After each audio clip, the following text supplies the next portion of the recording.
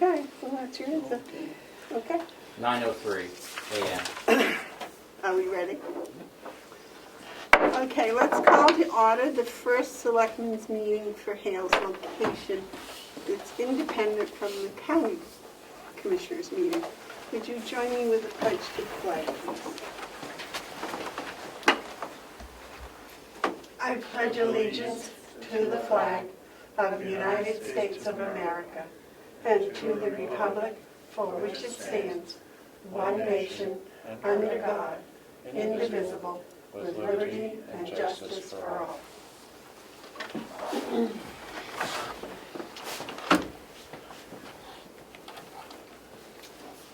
Let's see, since this is our first Hale's Selectmen's meeting that's independent of the Commissioners' meeting, we really don't have any minutes from last meeting, but we will next week.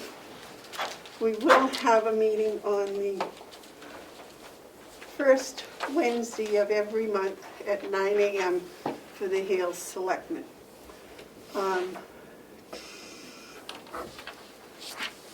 Are there any media questions? Any public input? All right. I think our first order of business should be to elect a selectman as the chair of the Hale's Selectmen Group. And I'll nominate Commissioner McGarvey. I'll second that.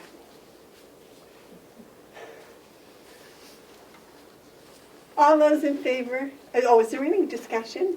Being no discussion, all those in favor, say aye. Aye. Aye. Those opposed? I shouldn't vote for myself, so I'll abstain, right? Is that the way I should do it? No, you should vote for yourself, of course. Aye. That's the first time I've ever told you what to do. Okay. Really? Yeah, I don't tell you what to do. That's so funny. Okay, the first order of the agenda is taken care of. The next order is that. Point of order, Madam Chairman. Yes, sir. You're no longer the chairman. I You just should- passed it all to her. Okay. Okay. Then I would say our next order of business is the Hale's budget. Yeah, I have yours. Oh, the agenda's on the back side of my Hale's budget. Oh, That's right. You can keep that. That's fine. okay, I will open for discussion about the Hale's budget. This Joe is not here, so Madam Chairman, we're going to go line by line? we certainly may. Okay, let's go. Advertising and dues. He's got $20. There's $20 proposed. I don't think there was anything in there for 2020, if I'm reading this correctly. Any discussion on that? David? No, go ahead. May I ask Melissa a question?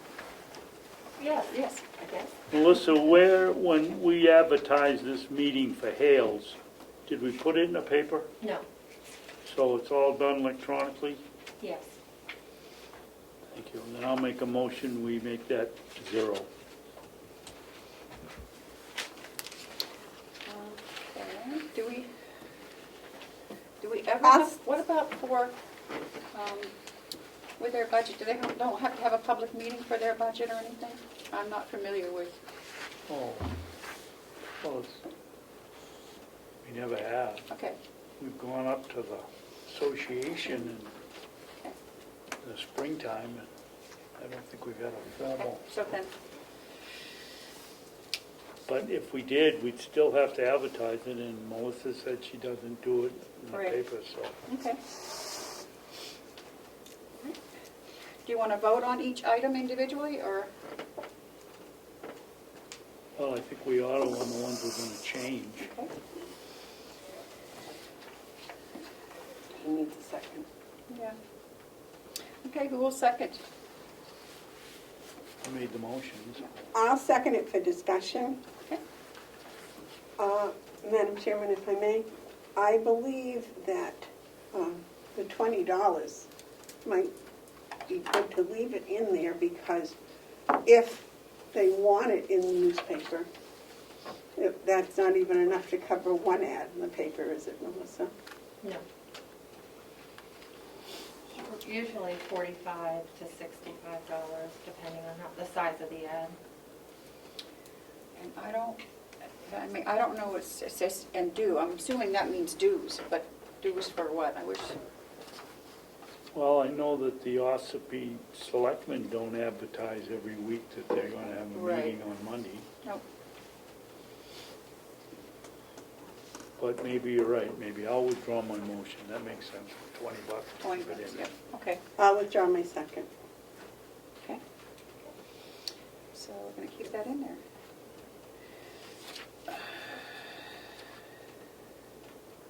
Okay, next one is education tuition, 2020 to 2021 school year, $70,000. It says, see footnote, education, 2 students in Freiburg Academy, $35,800, paid in August and December. And education for 1 student for $30,091. Madam Chairman? Yes? I don't know whether this is accurate or not, because we only have 1 student at Freiburg Academy Right. in the year 2021. It is going to go up to 2.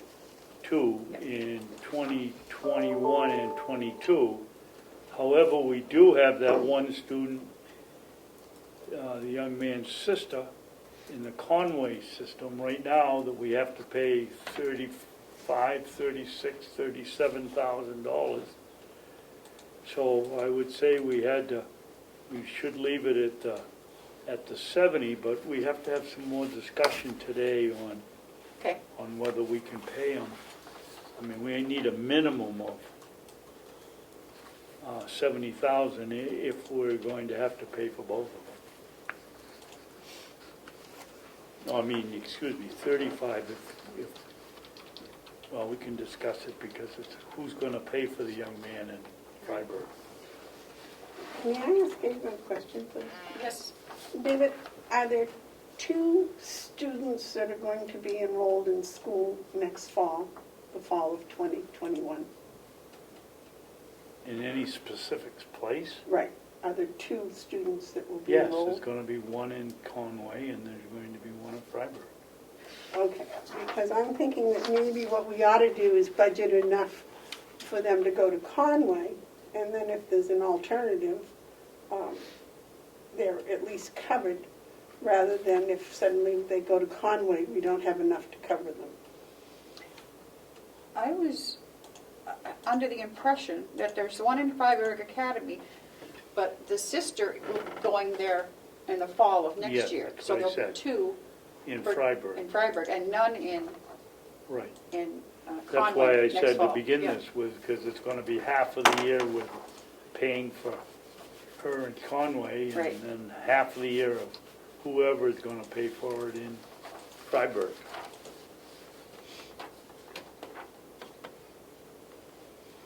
If I may. Yes.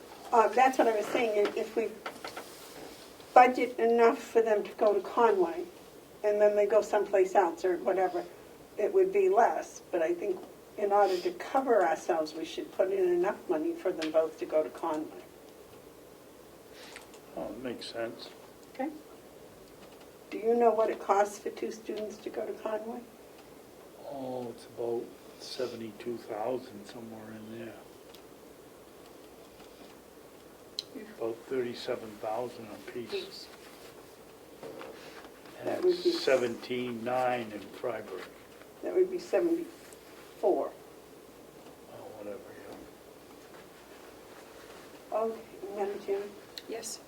I'd like to make a motion that we change the education line to a total of 74,000.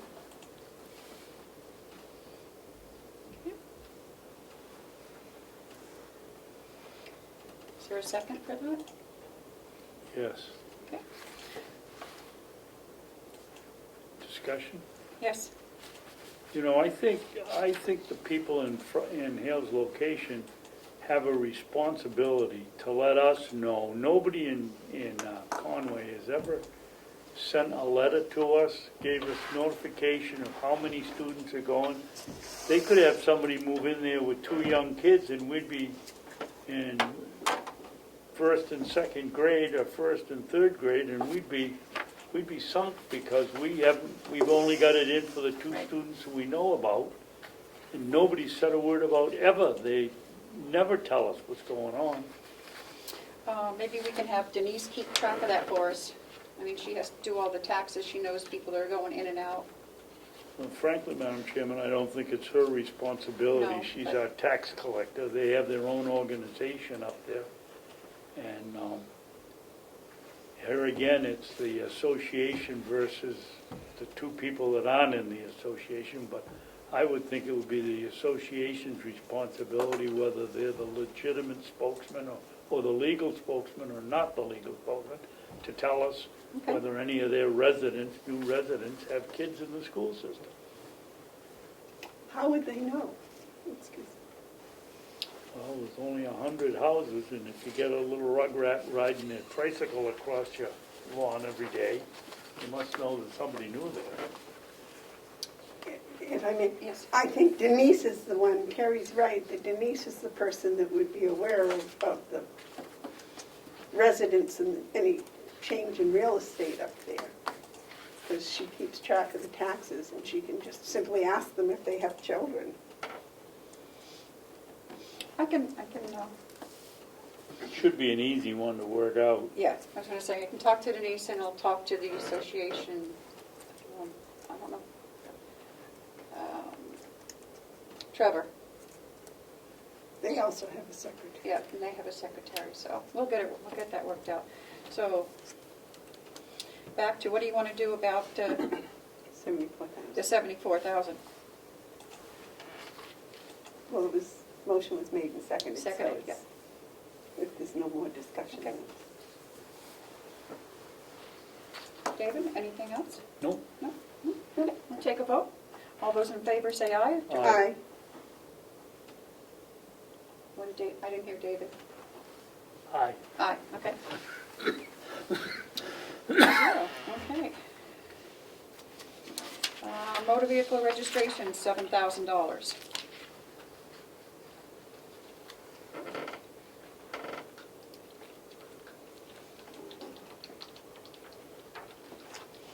Isn't that what Conway charges them? That's what Comeau charges to do them, yep. Is that a I per don't think- car basis, or is that just a fee? I think that's just an administration fee. I'm not really sure, to be honest with you, David. I can find out from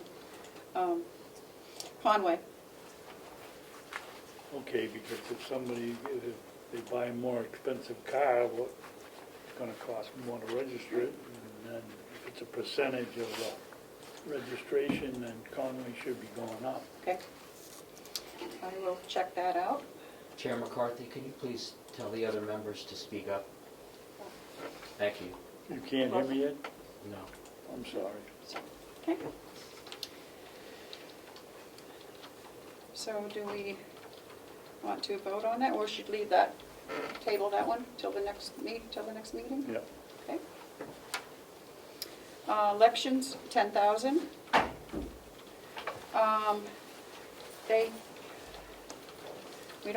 They don't have an election next year, so that's not in the proposed budget. May I suggest we put a zero, Well, $1? a dollar in there, okay? Should keep it open. The next line item is business administration. On the 2020 budget, there was a total of $9,000, and the treasurer has suggested that we break that out into business administration for $1,800, selectmen $3,000, county treasurer $4,200. So what's your pleasure? I'll make a motion that we keep it at $9,000. Do I have a second? And as in, approved in 2020. So it would eliminate county.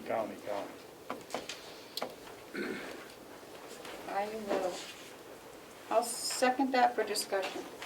myself. Was Joe going to? No? He's having a hard time logging in. Okay. I'm trying to work with him to get him in here, but Amanda? You have anything? I think until we figure out what the $9,000 is supposed to entail, I believe it was supposed to entail all of the administrative expenses, including commissioners, treasurer, et cetera. Great. Yep. So,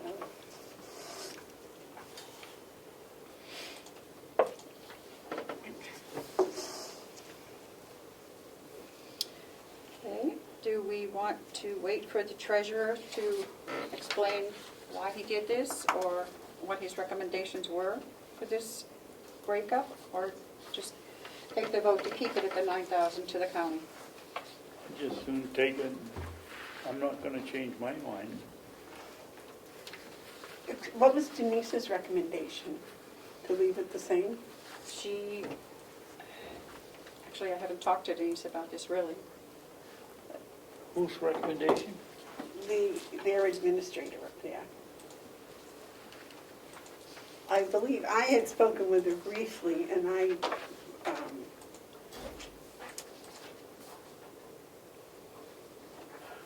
I can't remember, but I don't think she was too much in favor of breaking it up. No. I do believe that there's no, I'm sorry, that was the wrong one. Go ahead. Yep. Okay. Any further discussion? Okay, we take a vote.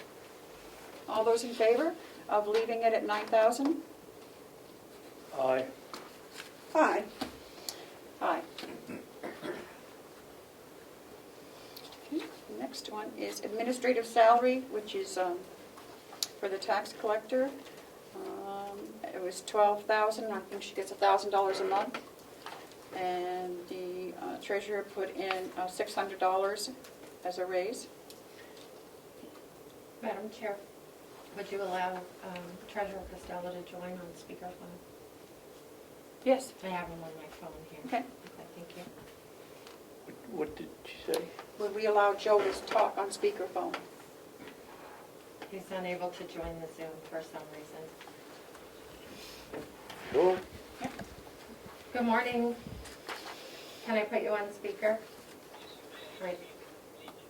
All right, thank you. Yes, thank you very much. Can you check to make sure you can hear?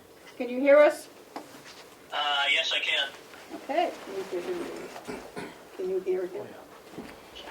You have something you would like to speak to, Treasurer? Something I'd like to speak to.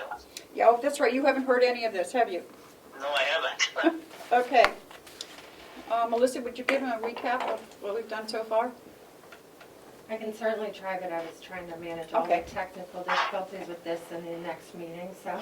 Okay. Do you want me to do it? Do you mind doing Okay. it? Thank you. Okay, Joe, we voted to keep the $20 in for advertising. Okay, We raised the tuition to $74,000. okay. We kept the motor vehicles the same. No, we tabled that. Oh, that's right, we tabled that, I'm sorry. So I could talk to Conway and see how they arrive at that figure. Yeah, I think it's a predetermined figure that they use plus a fee from Hales to them. Right. Elections, we just put in $1 to hold the line, Right. because Hales has no elections next year. And then the business administration. It was voted to keep it at 9,000 to the county, and that's as far as we've gotten. So would you like to make any comment on any of those? So the 9,000 to the county, Yeah. can you explain to me what that's being used for? Administrative costs. It's administrative costs. Really can't tell you exactly what it goes for, Joe. Okay. Well, I guess we need to look at what administrative costs covers. Because that's a line item that I was paying we're proposing to pay the selectmen and the treasurer out of. In other words, we weren't going up in anything. We were just going to reutilize some of those funds because it looked to me like the county, no offense against the county, but it looked to me like the county wasn't doing much.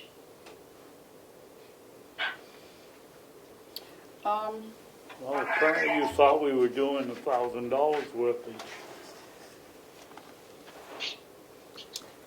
So that $1,000 worth, Commissioner Babson, I believe there was money enough in there to cover that $1,000 plus, excuse me, in the proposed budget.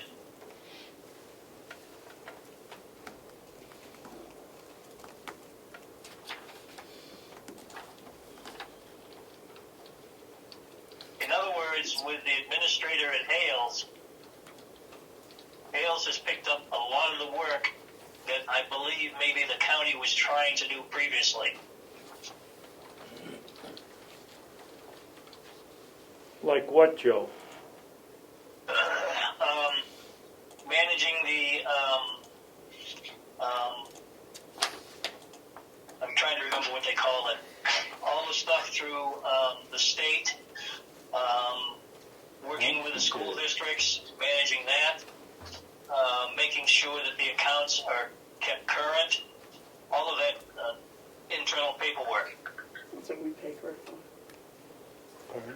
That's what we pay their administrator up there for, Joe.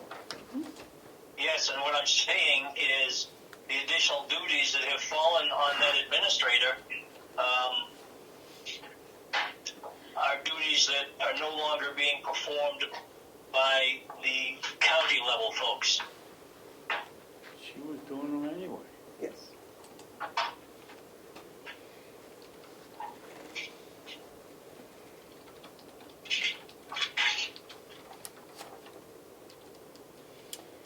Okay, so if there's no more discussion on that, we'll go on to the next. Joe, we were just getting ready to vote on the administrative salary line. Okay, That's gone up $600. right. Okay?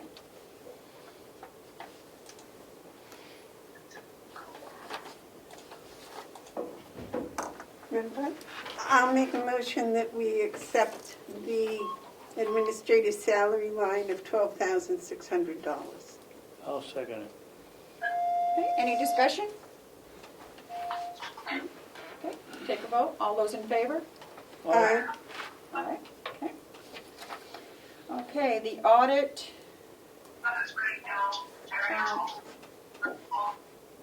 The audit for 2020 was 1,000. 221 is going to be 4,000. Joe, do you want to talk about that? Yes, What? that $4,000 figure is direct from the company. Okay. I don't know why it was 1,000 previously, but this is the number that we were quoted by them doing the audit going forward, and so that's what we put in the budget. Madam Chairman? Yes. Is this Melanson's figure, or is this the young lady that we just hired? Joe, did you hear Commissioner Babson's question?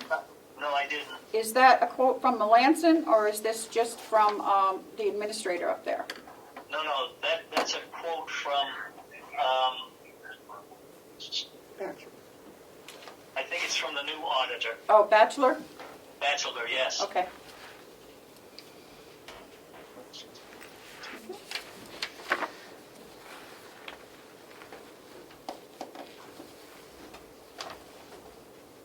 Do we have a contract on that? Not yet. Not We yet. haven't voted it yet. Okay. Hasn't been voted yet. But I mean, do we have one? Did we get one that we have to vote on? A contract for a bench? I believe Fergus is presenting that today. Oh, okay. Yeah. The audit engagement. Oh, I've got a report to you anyway. Okay. Okay, so we will, would it be your wish to table that one until we hear from Fergus at some point? It would be my wish to approve it, quite frankly, but we'll do what the selectmen prefer. I'm gonna change. No? I'll Anyone make, make- okay. I'll make a motion that we approve $4,000 for the auditor. I'll second it. All those in favor? Aye. Aye. Aye. Okay. Thank you. Okay, conferences. We went up to $1,500. Yeah, last year, all the conferences, as you know, Were- or in 2020, everything was canceled. And the administrator has not had the opportunity to attend anything. She's done a heck of a job with, the phone and talking to various people. So I think it's important that you have a budget amount set aside for conferences for 2021 that she can attend. And perhaps the treasurer too. Okay. On the way to motion? Use your line, Amanda. Oh, I make a motion that we accept $1,500 for conferences. Second. Any discussion? Okay, all in favor? Aye. Aye. Okay. Mile reimbursement went to $1,200. Joe, would you like to speak on that? I'm sorry, what is the category again? The mile reimbursement, Oh, mileage. mileage, yep. That covers both the administrative assistant and the treasurer. Currently, mileage is being run but not being paid for. And so we figured out a small amount to offset that. And if I may ask Joe, how are you going to keep track of that? I mean, is that going to be, are you having to turn in receipts? Absolutely. Same format that we use at the county.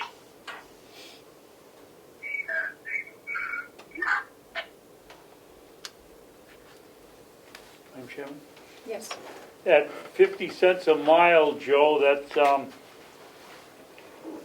roughly 4,400 miles.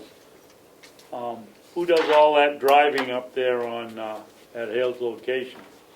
Well, it's a combination between the administrator, between the accountant person that we use there, not accountant. You know what I'm trying to say. No, I don't. The Tax collector? combination between Denise and myself. Madam Chairman, I'd like to make that $500. I think that's plenty for, we have no proof that anybody, we never get any mileage reports on it from Denise or from Joe, and make a motion. If I may, Madam Chair, Yes. you don't get mileage reports because there's nothing in the budget to pay us for it. Every time that Denise goes there or I go there, it's approximately 50 miles round trip, give or take a couple. And when you're doing that 2 and perhaps 3 times a week, it adds up. I think what we're going to try and do is do less travel for that and do more via emails and that sort of stuff. But I think it's important, especially for the administrative assistant there, to be paid mileage. Madam Chairman. Yes. Joe, I think that Amanda will back me up. We had this discussion about 4 or 5 years ago because we felt the mileage wasn't being recorded accurately by another employee. And we decided to give them, I forget what the amount was, but then we added something into the annual monthly payment, and there would be no mileage reimbursement. And is that correct? Well, I don't know whether he can hear you shaking your head or not, but Yes, Joe, that was part of her pay. and also, I mean, we voted for her to have a raise in pay. And when I spoke with her, she didn't feel that mileage was of any significant value to her, because she's only doing it twice a week. And I don't believe she thought it was 50 miles round trip. Well, I can't tell you exactly from her location, but I know it's got to be a ways because she's out there in East Conway. But irregardless, the fact of the matter is you haven't seen anything because there was nothing in the budget for it. And it wasn't in the budget because we were paying something out for there it. to cover that. I don't know if you heard David, but he said it wasn't in the budget because it was part of her salary. I didn't see that anywhere when I looked at her salary and the job description. I did not see anything to do with mileage. Now, as you said, this was a few years back. If there's something written somewhere that shows that, I'd be happy to look at it. But from what I could determine, I did not see anything that had anything to do with mileage as part of the salary. Precisely, because we didn't want mileage to be separate at all. It was all part of the package. If we wanted to pay her separate for mileage, we would have put a line in there about mileage in the pay. Yeah. So somewhere there's got to be a document that indicates that No, it isn't. salary includes mileage. May I make a suggestion? We normally pay mileage if they're going to a conference or something, correct? That's not in the actual dues, so why don't we, if we could, let's put that down to maybe like $500. I made the motion to 500. You did? Yes. Where was I? Okay. Because, and then I can ask Denise to track her mileage for till our next meeting, because this budget won't be finalized, right, until, if we have to make changes, we can. If I may, I Yes. believe it was stated that if she had to come to the county, we would pay mileage. Right. Exactly, I Right. forgot that, Yeah. that's right. That if she came Yeah, to the county, so- we would pay mileage. If she had to go anywhere else without her just going from home to work. Right, we would pay mileage, so. We would pay mileage, so $500, I don't know, that would be 1,000 miles. That's a lot of trips. Okay. But I'd second $500. Okay. Any further discussion? All in favor? Aye. Madam Chairman, you weren't here, Right. so I think at a later date today, we ought to discuss this travel in a non-public. Okay. Right, Amanda? Because there was some question.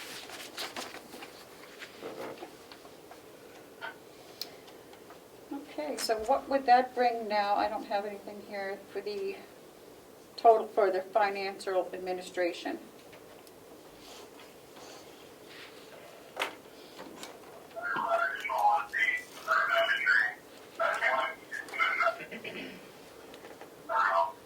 You're the mathematician. Did you write it all down, Amanda? I have it all written down, but I don't think it changes. Too much? Well, it should, No, it because doesn't. we took away... 700. Yeah.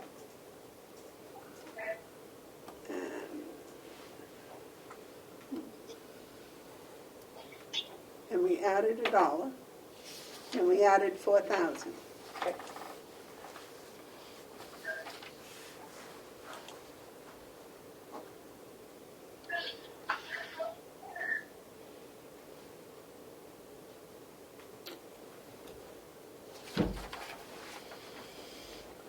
think it would The all. 9,000 stays the same, Yep. there's a $600 increase, Yep, and there's a $3,000. $700 reduction, so. I think it's 29,801, but I'm not sure. Did you add that up, Melissa? You've got a calculator. So, Madam Chair, I do have a question. Okay, go ahead. The selectmen are saying they do not want the $1,000 annual payment because it was coming out of the $9,000. Right, that was the vote of the board, of the select board. And then the treasurer was requesting $4,200. The vote was to keep that whole amount at $9,000 to the county. So basically, the selectmen and the treasurer are not being paid anything. Correct. I see. I do think there is some injustice in the system there, but that's just my humble opinion.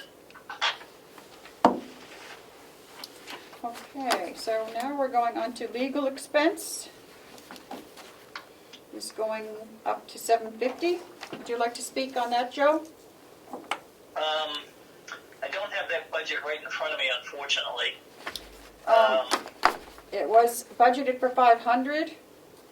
As of the September, we were $517.50. And I think that's why we increased it a little bit, because as you know, anything legal, the rates just seem to be increasing, for the legal services, so we bumped that up just a bit.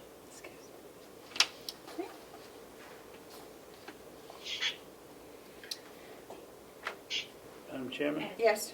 I'd like to make a motion that we raise that to 1,000 rather than being hustling around here. We've got the school things that we haven't got the bill from. True.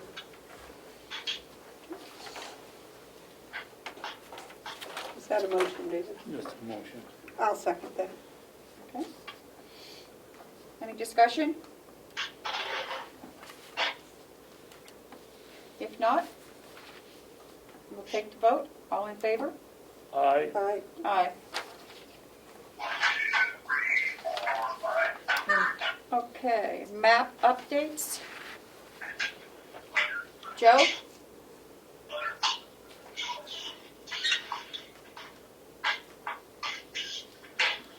Are you there, Joe? Welcome to Zoom. I'm sorry, go Enter ahead. your meeting ID. Map updates, $500. I don't recall, what did we put in there? 500. Yeah, I think, if memory serves me correctly, and I apologize, I'm not as well prepared as usual, but map updates had to do with some annual updates, I guess we have to do to the tax maps, and so I think that's why we put a small figure in there. Okay. I don't think it was a lot, but I think we needed to have something there. Okay. You are in the meeting now. There is one other participant. Now, a motion? I've got a question, Madam Chairman. Okay. If it's, as Joe says about upgrading the assessing maps, why isn't it under account 4152, which is assessing?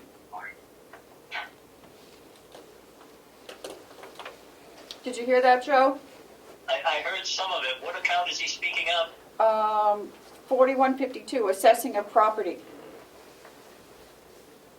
I don't know the answer to that. All I know is that we've put a figure in there to cover potential update costs. Well, my question is, Joe, why didn't you put it in under assessing properties rather than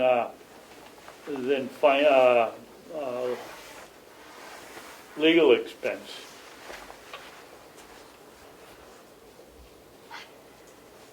I guess that's a good question, Commissioner, Selectman Babson. I don't know why we did it the way we did it. All I know is that we wanted to have it in there. Okay. Yeah, I think my question. Yes, you may. Joe, according to this sheet we have, no money was spent on that at all this year. I believe that's correct. Yeah. However, I think going forward, there's going to be some update issues. I'm not 100% sure, but that's why we put a small number in there.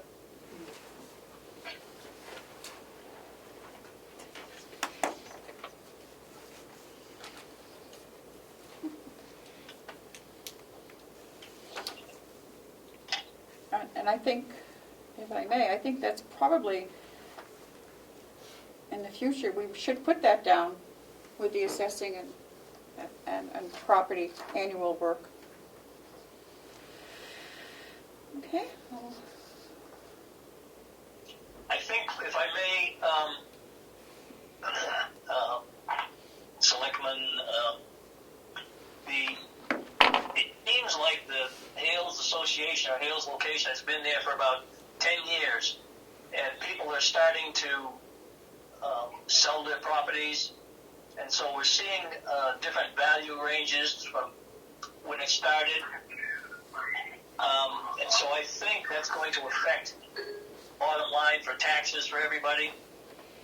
I just think that we need to be prepared. Whether or not that's the right category for it or not, I don't know, but I do think there's going to be some changes there at some point. People are looking at selling now, something that initially wasn't the case, and the values, I think, are just going to keep increasing. Okay. Yes? I'd like to make a motion that we leave it at $1 as it was, and then if in the future they want to separate it, that's some evidence to that, but right now we'll just assume that it's in the assessing and property work. I'll second that. Okay. Any Madam other Chair, discussion? Go ahead. we have a small number there. I think it's $500. I don't think it's going to break the budget, but I think we need to be prepared going forward without having to make a line item adjustment. That's my only reason for having it at the $500 figure. Well, don't forget, the line item transfer is only for the county. I'm sorry. Okay. We're acting for that as a selectman here, and we can, as long as we don't go over a section, a department, or whatever, we can move them around any time we want, any amount. Well, it would seem to me to make sense to keep it at the $500 figure, but that's just my humble opinion. Any further discussion?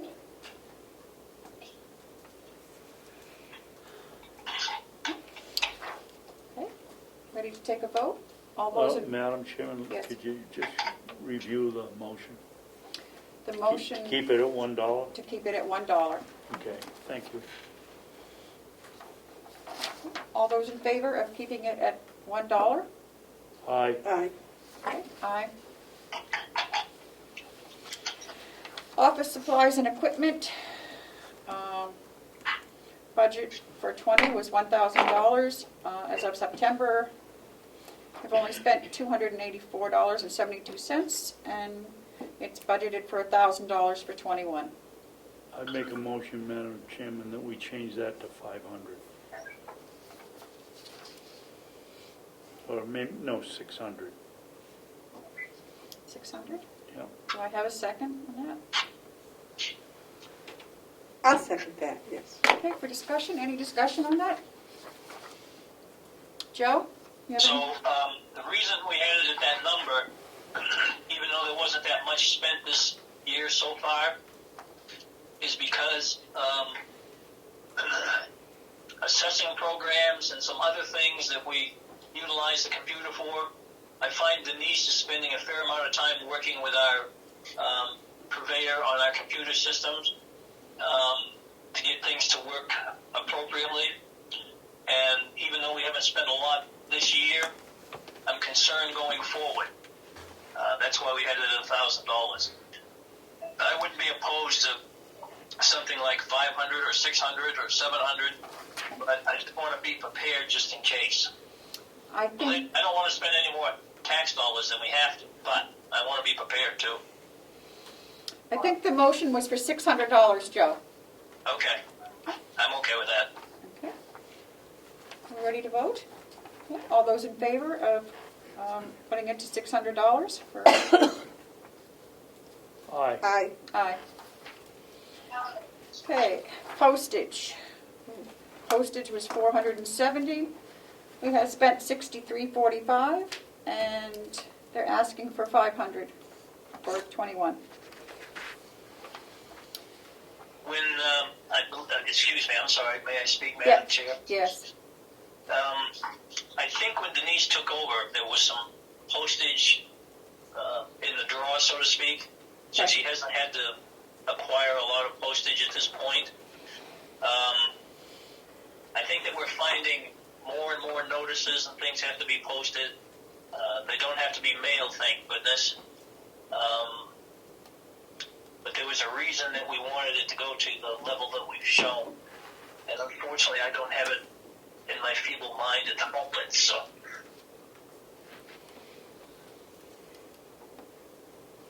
Okay, do I have a motion?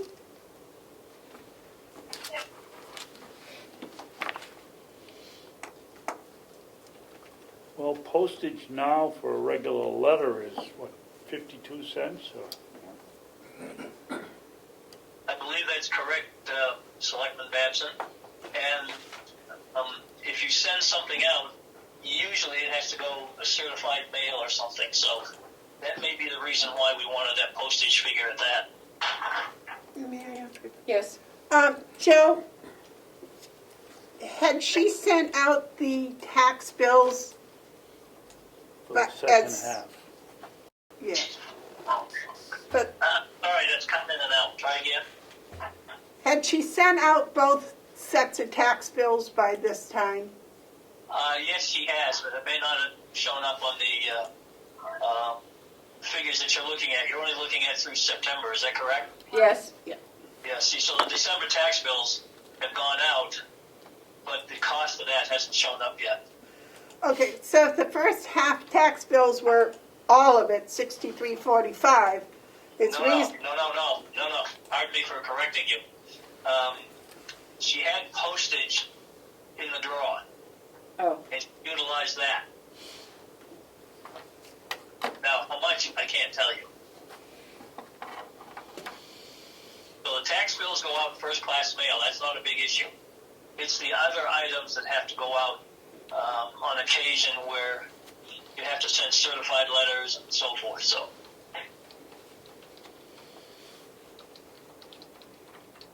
I don't think we're talking about a big dollar item here.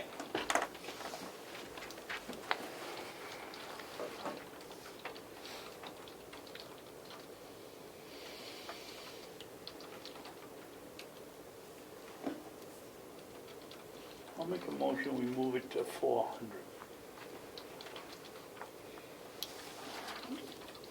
I'll second that. okay. It's been made a motion to move it to $400 and seconded. Any further discussion? All those in favor? Aye. Aye. Aye. The next item is software licenses and updates. 2020 was $1,600. As of September, we have spent $1,465, and they're asking for $1,700 for 21. And it says that's for Avatar and Carbonite. And I assume, Joe, that those are set prices? I believe that's correct. I believe there's a contract with each one. And I think probably if the selectmen haven't seen it, then I'll speak to Denise about it, but I think there's a contract. And we would not sign a contract. The selectmen would have to sign that contract. Okay. Madam Chairman? Yes? The Carbonite is the one we had to stink over the credit card. So Right. we're going to allow Denise to pay Right. make the exception to our processes around here, our Right. procedures. She'll pay it and we'll reimburse her, but it was Right. about $100, so most of this is Avatar. That's correct, and that avatar has to do with the assessing, revals, and all of that sort of stuff too.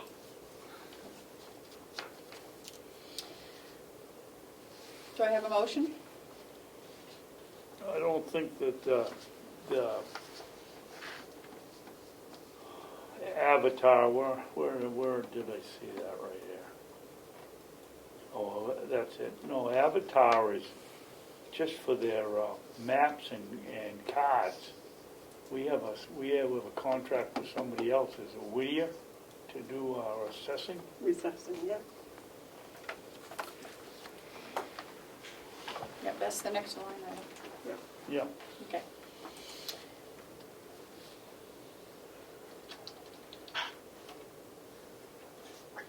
Any further discussion?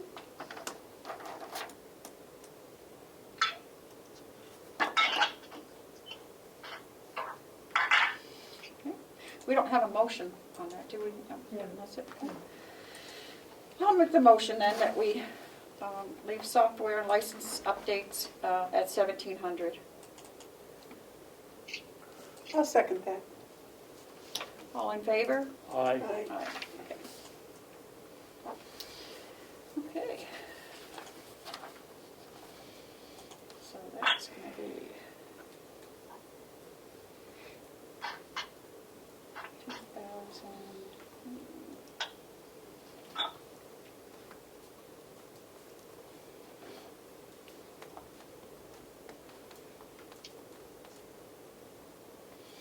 So that's what we're going to put it down to, like 2701. 2701. I think so. Okay, next line item is assessing of property and annual work, statistical update revaluation, $1,400 for 2020, and it's proposed for 2021 at $4,000. Joe, would you like to speak to that? Yes, we're in the process of having reevaluations, I believe, done at Hales. And unfortunately, I forget the name of the company that's doing it, whether it's Avatar or who it is. But we did get a ballpark number of what we thought this was going to cost. And basically, it looks like it's a reevaluation of the properties, taxable properties there. You do get into a bit of a snag because you have one property that carries the lion's share. And you know that's the hotel, obviously. Right. But the other properties also have to be, I'd like to use the term reassessed. Maybe I'm using the incorrect term. So that's why that figure's at 4,000. And I don't think we have a lot of room in that at the moment. I don't believe there's any update reevaluation this year. 2020, they should be finished with that revaluation. I believe the $4,000 here was asked for just for the property annual work. For the property and what? The annual work for the assessing of the property when they change hands and things. That you've asked for $4,000, but you haven't asked for anything for the statistical update because I think the reevaluation was this year. I think it's all done this year. I don't think they'll have any of that next year. Because, yeah, they spent $6,046 this year as of September. So they're done for this year. I don't think they have any next year. I think they do reevaluations every 5 years, is it? Yes, the law is you have to take a physical Right. assessment every 5 years. Well, I stand corrected then because that's was my understanding of what that figure was. Now, the $4,000 on my budget anyways, Joe, is the assessing of the property, the annual work. Right. And I would assume that that has to be reassessed when property changes hands. That's correct, and some properties are starting to change hands there. Not a lot, but a few. That's why the increase up to $4,000. Okay, yeah, that makes sense to me, thank you. Okay, I'll wait a motion on that. I'll make a motion that we accept the $4,000 for the assessing of property annual work.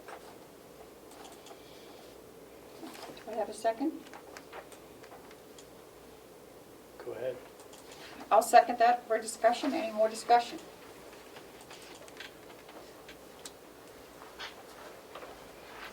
I just think that because property is starting to move, to be sold, that probably, Okay, all those in favor of $4,000, say aye. I Aye. oppose. Opposed? Opposed. Okay.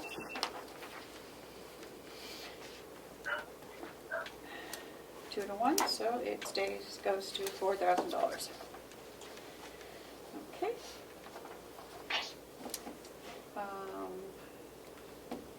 So that stays the same. And the next one will be public safety. Ambulance service, $35,000. As of September, it's $17,500, and 21 is going to be $35,000. I believe those are non-negotiable contracts, aren't they? They are non-negotiable Yeah, contracts, yes. So, Madam Chairman, I have a question though. yes. It would appear that we're paying fire and rescue at the end of the year, not as it's needed. Because we don't have anything spent through September and we appropriated $84,000, so it looks like they haven't paid any of it yet. Why? Joe, do you have an answer to that? I don't have an answer to that. I don't know if it's a case that we haven't been billed or what the situation is, but that's something I'll be glad to look into. Okay, thank you. I think it is on an annual basis, and I think it is at the end of the year, basically. So that's one of the reasons why our cash balance is pretty high at the moment. Okay, I would say the ambulance is probably twice a year, Joe. Joe. Yeah. Yeah, that may very well be. I've got to look into that and see. Well, it has to be twice a year because we paid exactly 50% of it. Yeah. Oh, I'll wait a motion. To do what, Madam Chair? Public safety. The public safety. Oh, public Yep. safety. Yep. I'll make a motion that we approve $119,000 for public safety. I'll second that. Okay. All in favor? Aye. Aye. Aye. Okay. Okay. Madam Chair, if you're going to, if your intention is to vote on the bottom line, would you mind just quickly going through all of the lines to make sure that they add up? I guess I have my calculator here. I just want to make sure that the numbers, you know, how to work them. Okay. So you want it from the top? If you don't mind, just for the record. I don't mind. Thank you. I believe the first one stays at 20. Then 74,000. 7,000 for now. Elections $1. The county 9,000. Administrative salary $12,600. Audit 4. Conferences $1,500. Mileage $500. Okay, legal expense $1,000. Map updates $1. Office supplies $600. Postage $400. Software $1,700.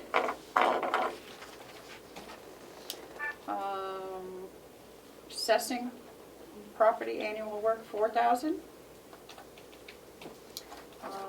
And then 35,000 for ambulance and 84,000 for fire and rescue. Did I leave anything out? I don't think so.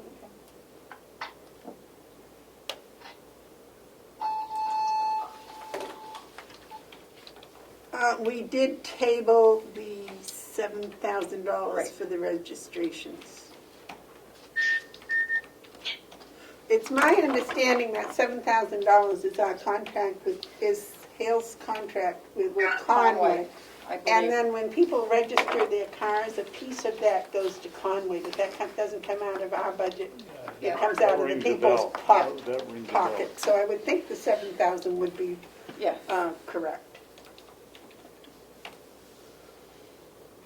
So if we might go back to that, I'd make a motion that we leave 7,000 for the motor vehicle registrations. Or do we have to untable it? We have to table. okay. Do I have to have a motion to untable? I'll make a motion, we take the motor vehicle registration line off the table. I'll second that. Okay, all in favor? Aye. Aye. And then I'll make the motion that we leave it at $7,000 for motor vehicle registration. And Okay. I'll second it. Okay, all in favor? Aye. $235,322. What? 322. 235, 326? 322. Yeah.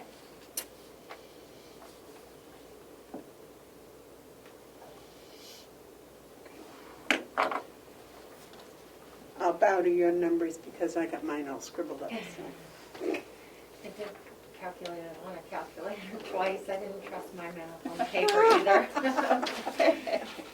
I didn't trust my elected morning math at all. Okay, So, Madam Chair, yes, if you would be so kind, ask Melissa to email that budget to me with the corrections. okay, I'd appreciate it. Thank you. thank you, Joe. Madam Chairman? Yes, We also should make sure that when she does that, you make the correction with the asterisk down the bottom, oh, okay. education to students at Freiburg.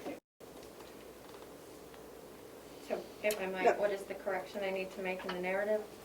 There aren't 2 students at Freiburg, Just one? yes, Okay. and one in Conway, which you have here. Okay. Okay, but I thought we agreed, if I may, Yes, I thought we agreed that we would put in a budget of 2 students at Conway, and then if they went someplace else for lesser money, we were at least covered. Well, as we got it here now, we've got it at 75,000, so. Well, we changed that to 74,000. change that to yeah, 74. Yeah. But That- paid in 1 student in Conway, yeah, that's right. That would be the cost of 2 students at Conway. 74, yep.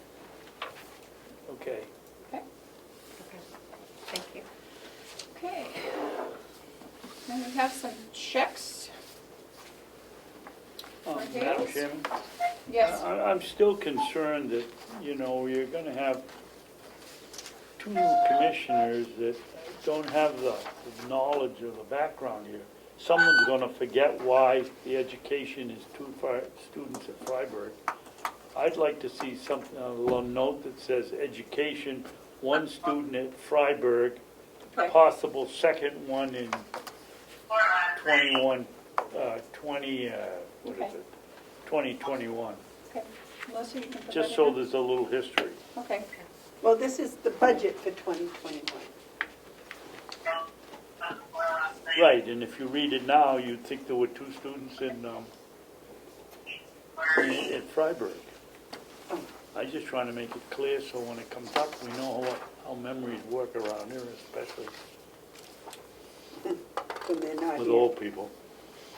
Okay, so here is the administrator's monthly report. Got one for Joe.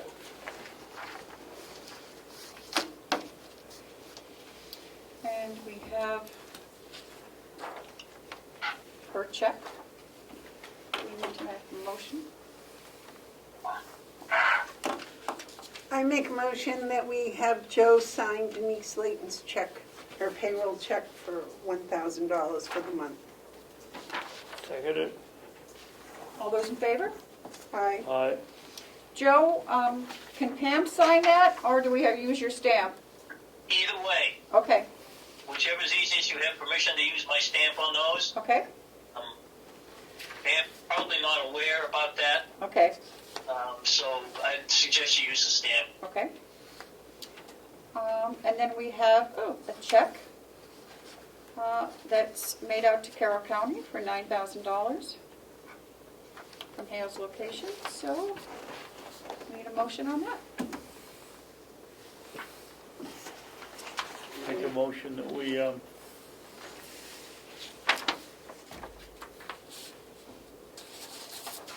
pay Carroll County for their administrative services of $9,000 For the year 2000. for the year 2020. It's 2020. Yeah, okay, Point of order. yes, Joe, you've given your verbal approval to use your stamp. Would you also send a written email to Laura, I guess, saying that she may use your stamp to do this? I will, and I'll copy it to Melissa too.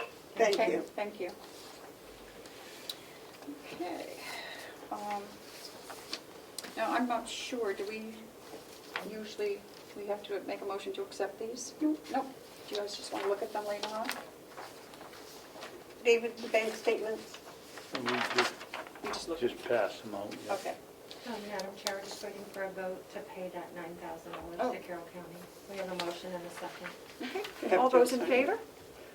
Aye. Aye. Okay, thank you. Okay, do we have any other business for Hales? That's yours, David. Oh, yeah, okay. That's all I have. Joe, you have anything that you would like to discuss with us for Hales that we didn't bring up? No, I think we're headed in the right direction with the Hales. I think that our person there, Niece, is doing an excellent job there. For somebody that has not been allowed to go to any training for the programs and stuff, I think she's doing a great job. She's going the extra mile. I think that's an important thing for the selectmen to know. Other than that, I think probably what's going to happen, I think Denise is going to take on more responsibilities with what she's doing, and I think she's quite capable.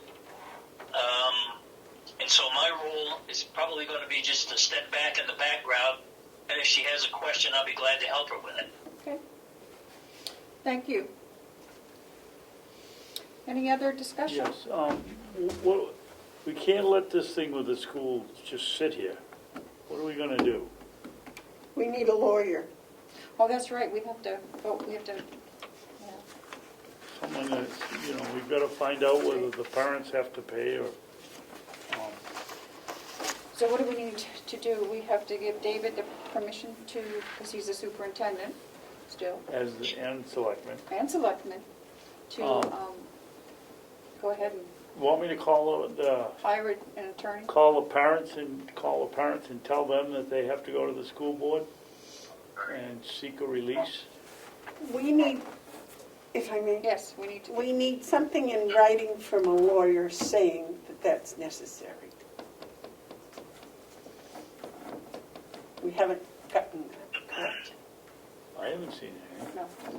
So we probably should hire a lawyer. Right, shall we make the motion to hire, are we going to use Liz Bailey? Is that one? Madam Chair, I can't hear. Everybody's getting real soft again, spending money. Spending money, no, we want to keep it soft. We don't like Spending to spend money. Okay, I'll wait a motion for that. I don't know how you want to put it, but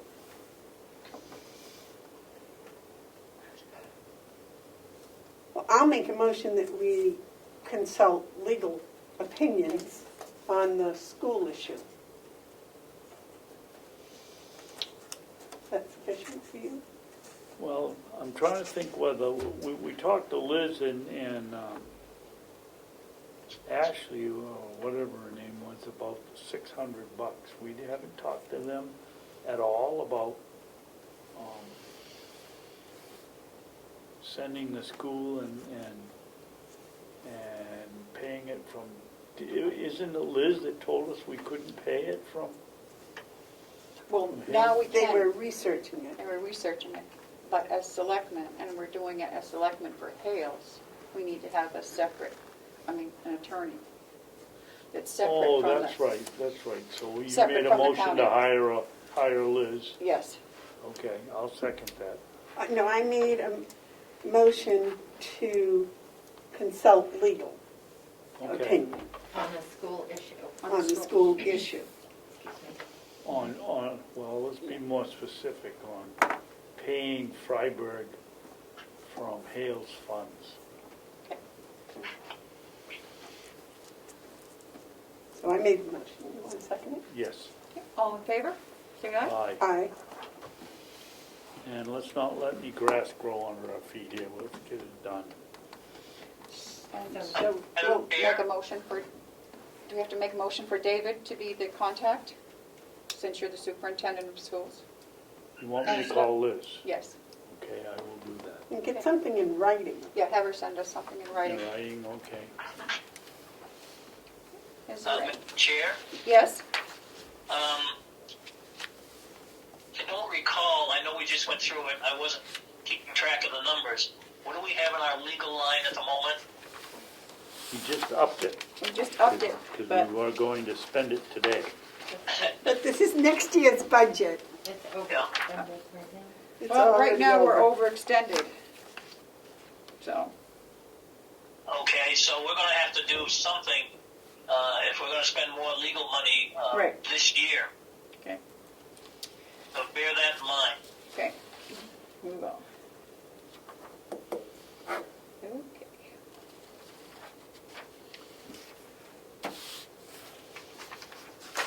Do we have Now, any, I don't know if if there's a way, because it's one, I believe it's one individual family, is that correct?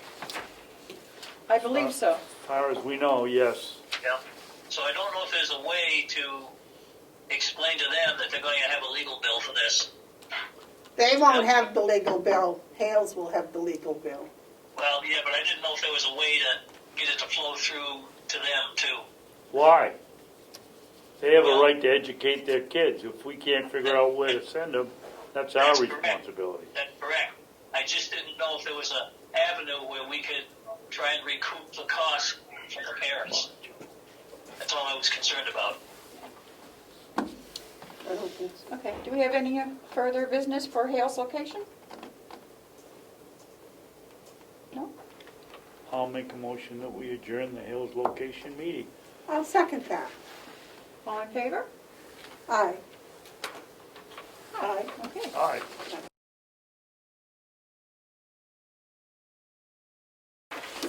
We're ready for Making you. that sound, but let's give it a shot.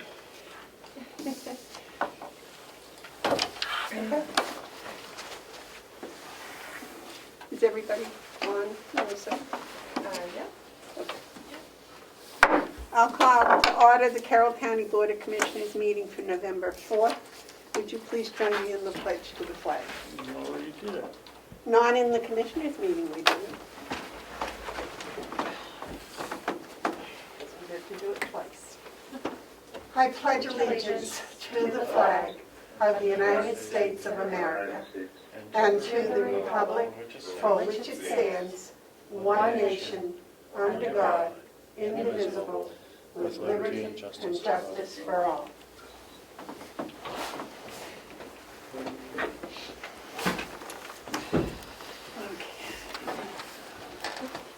Are there any additions to the agenda I believe there's one non-public.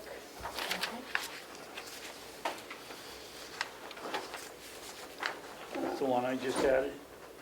You added one? Yeah, we were gonna talk about, Okay, two non-publics. Okay.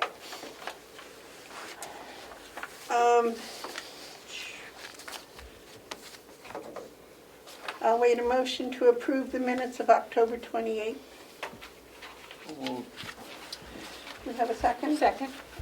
All those, are there any discussions or additions or corrections? All those in favor say aye. Aye. Aye. Melissa, you have those? I'll have to get a clean copy for you to sign without the draft stamp on it. Okay. Are there any media questions? Oh, there are. So politically, I was just wondering how the board feels about the election results. I know we don't have a perfect picture, but it looks pretty clear that Desari and Fleisch have won, at least in my opinion. But obviously, we don't have all the numbers, and I was just wondering what you think of that. Does the board have an opinion?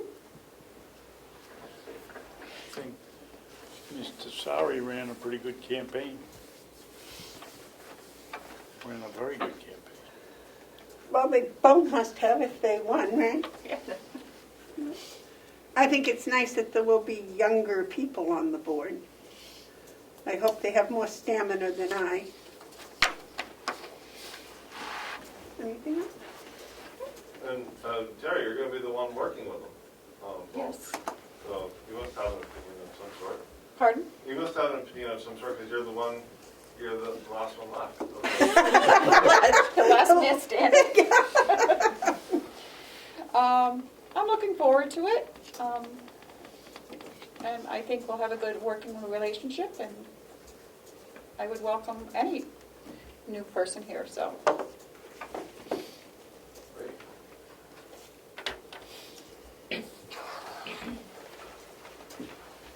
Is there any other media questions? I guess Fergus is back, and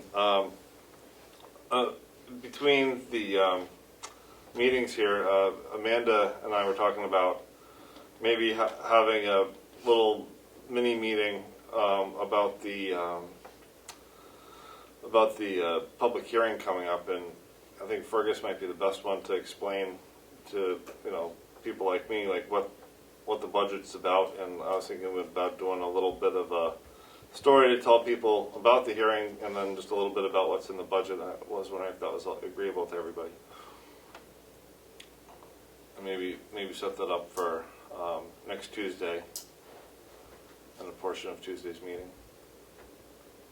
During the meeting itself, you would like If to? that's possible, if we could knock that out in the beginning, then that would make me very happy. But it's up to you. All right, well, Fergus and I can talk about that because it's very important to all of the commissioners that the general public be well informed as to what the commissioner's budget looks like. And that's one of the reasons we're holding the public meeting. And so this would be good PR before that public meeting so people could read kind of what the budget is involved with and what it's doing, and get hopefully more people coming to the public hearing to voice their opinions. Do you have a sense of how it's coming along now? I mean, is it 80%, 90%, 95, 70? Do you have a sense of where we're at? As far as how much the budget is, or And how close it is to being finalized? I mean, is it that you just have some details that you have to wrap up on Tuesday, or is it like, oh, we're going to have to do this all on Tuesday? we're getting the last of the department head presentations today, I believe. Okay. Next Tuesday, the sheriff. We have one next Tuesday. Okay. Then the commissioners will review and see if we have any changes. If there's any major changes, we'll discuss that with department heads. And then we will, have pretty much a proposed budget that we'll share with the public hearing. And then anybody that has input, and we'll listen to that. And then the commissioners will take any input under advisement and come up with a final budget to present to the delegation. I think the date is December 3rd or something. So in your schedule, you're taking your final vote on the 18th of November, and then it's the mailings and everything happen for December 7th is the delegation hearing. Oh, December 7th, that's D-Day. It is. Whoa. So it will be on D-Day that it goes to the delegation. Does that help? Is there anything? Yeah, it does. So I guess, depending on how you're able to finish your county commissioners meeting next week, maybe the thing to do would be for me to come down in the afternoon and we could talk about it. My only concern is it conflicts with Conway Selectmen, but no, the Sun will work that out internally, and we'll figure out a way around that. Do you have anything else to add, David? No. Do you have anything else to add? No. Okay, great. Thank you. Thank you. Any other media questions? Any other media questions? Any public input? All right. The manifest approval for the week ending October 30th was $189,435.31. And the budget presentation is for Mountain View Community Nursing Home today.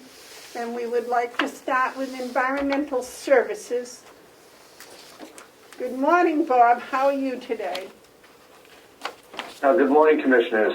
Very well, thank you. Good morning, Howie. How are you today? Good morning. I'm very well, and I hope you all are as well. Thank you for taking the opportunity to put us first on the agenda today. I have a couple of days off. I came in for this meeting, and I know Stephanie wants to get back to work. And I would also like to take this opportunity to introduce the commissioners to Stephanie Beckwith, who is our supervisor of housekeeping. She's been in that role for 3 months now and has been doing a fantastic job. And we brought her along today, number one, for the introduction, and number two, to help talk about housekeeping needs. So, without further ado, if you don't have any immediate questions, I'd like to just jump right into the 5150 section of Mountain View's budget. Anyone there, David? Okay, everybody's online with you. Okay, thank you. There are really, with the exception of one change, and that being the salary line, the other expenses are flatlined for 2021. Operating supplies is the same. Uniform expenses is the same. Travel, the same. And new equipment is the same. And new equipment usually covers replacements of, small items, carts, hand tools, any type of small tools and things that we may need during the year. So, back up to the elephant in the room, which is our salary line. Before COVID happened, we had some latitude with scheduling. If someone called in sick, we didn't replace that person, or if there were a few holes in the schedule that we didn't fill because we were able to make up that difference on different days, different operations. But then COVID came, and that kind of changed, it changed the way that we function, the way that housekeeping functions. It requires an absolute minimum complement of staff. It requires a certain number of tasks that be done each day. And with the current staffing that we have, we're struggling. We're falling a little bit short. And everybody's been working extremely hard to cover these shortfalls, if you would say. So, I didn't want to do this, but I'm asking for an extra person. I'm asking to hire an extra housekeeper to fill those voids and to keep the standards that we've created during this COVID crisis moving forward. Because once COVID is over, things aren't going to change. We're going to keep doing what we're doing and maintain these standards, which are above our previous minimum standards. That's it in a nutshell. Bob, I have a question about the salary. In that, your salary line, that includes the increases that were in the contract, is that correct? I'll let Paula speak to the dollar amounts, please. All right. Did you give any other raises to non-union people? We did, Just one. Yeah, Go ahead. Paula's there. for non-union people, Yes, is that what it's asked? yes. Yes, there are raises in here for non-union people. Could you give us the positions and the raises, please? Let's see, I think there's only Bob and Carrie and Stephanie who are non-union, correct, Bob? That's correct. Okay.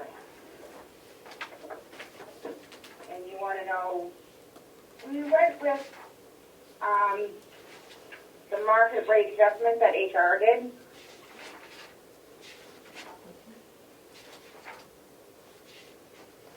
What'd she say, Bob, Stephanie, and who? Carrie? Carrie. Carrie, I'm sorry.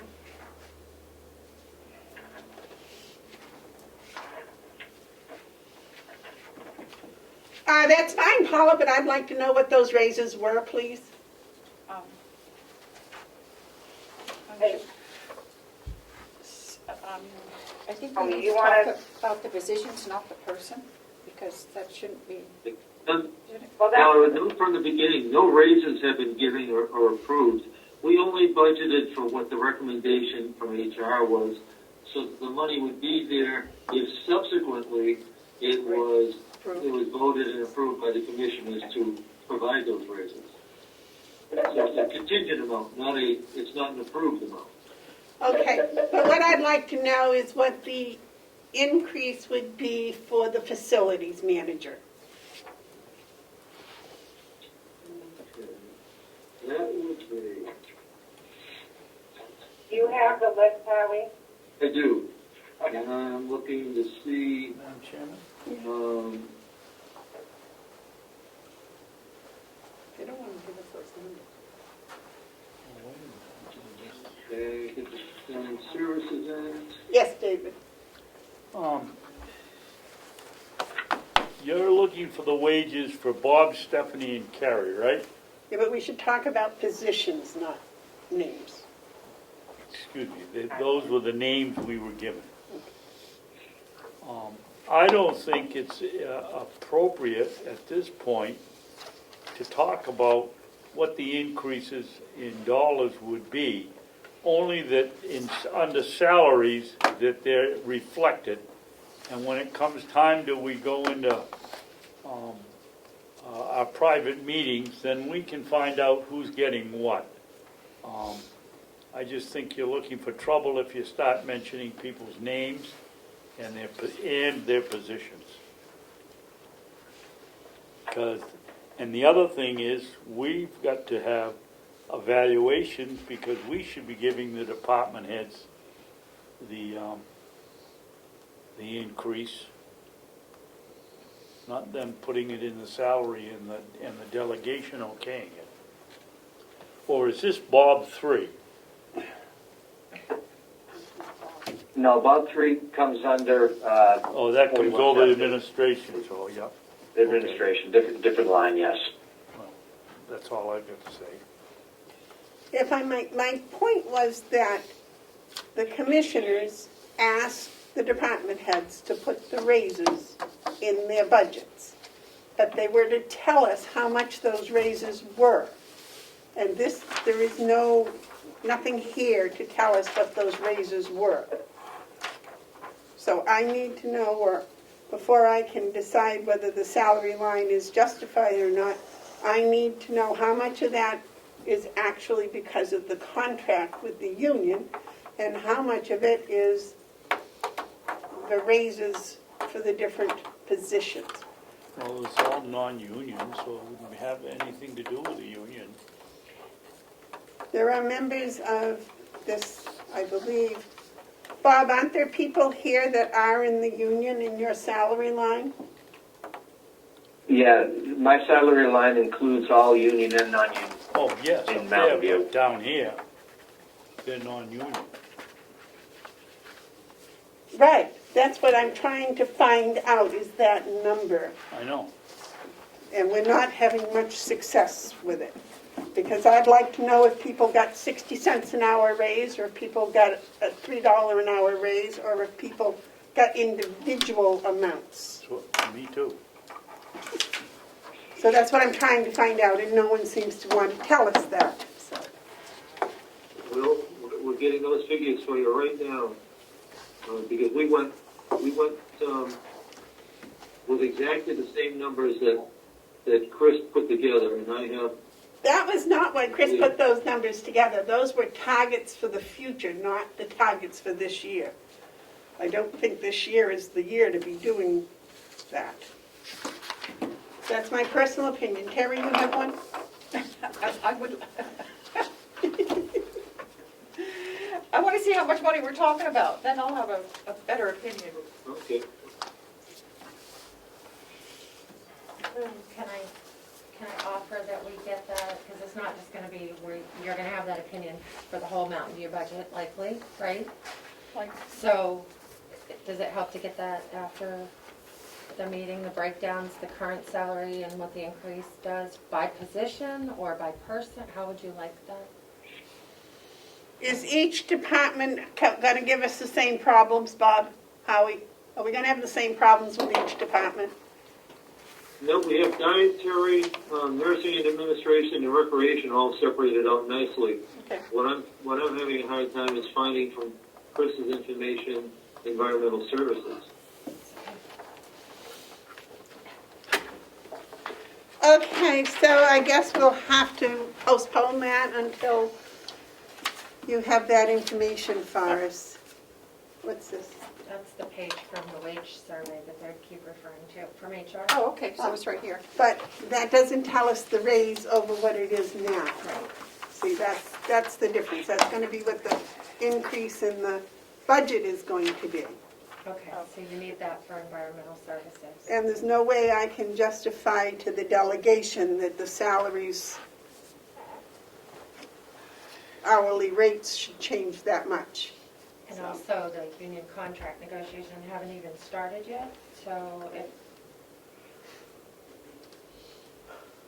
there was that part as well. How, in the environmental science, was the contract, the union salaries as they are today, or was it some future number that you chose? We gave you both.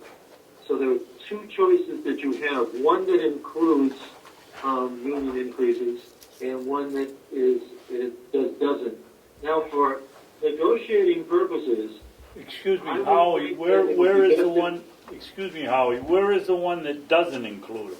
So, Howie, I can you have help. environmental A and environmental B. They're both on the same page, two budgets, same budget, two versions, on the same page. Oh, okay, The top environmental A and B, okay, Yeah. I'm with you. And each nursing home budget, most of them have an A and a B as you move forward Okay. as well. Okay. I would suggest that as we talk about union changes, that because that's part of negotiations, that should be part of a non-public meeting. But there is, in your environmental B, there is no consideration for essentially cost of living or CBA negotiated increases. Okay, what about in A? In A, we have factored in a factor. We've Okay. included a factor that we should discuss in non-public. Right. But I we just, picked a number so that we have a contingency in case, to give you some room to negotiate. now, is this true with each of your departments, Howie? Yep, they're all exactly the same. A has the market adjustment, what few there were needed, as a contingency, so that you have the opportunity to give somebody a raise who was determined by HR to be out of whack. And then there's very few, because we've already taken care of nursing, which was the 80% factor. In the B, any of the numbers that were B are a market adjustment, but no cost of living CBA adjustment.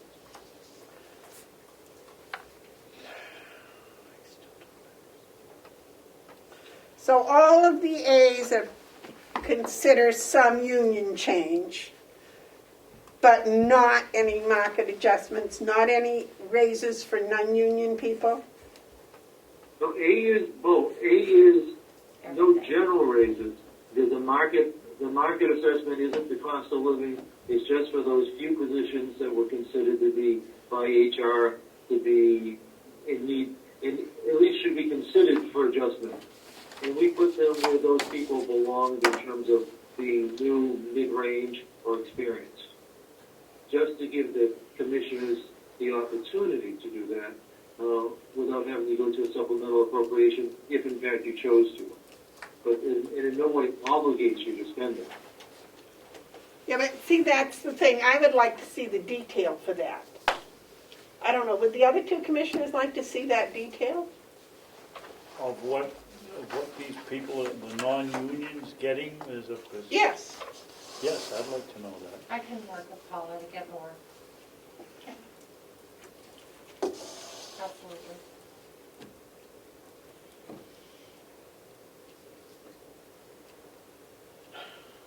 Okay.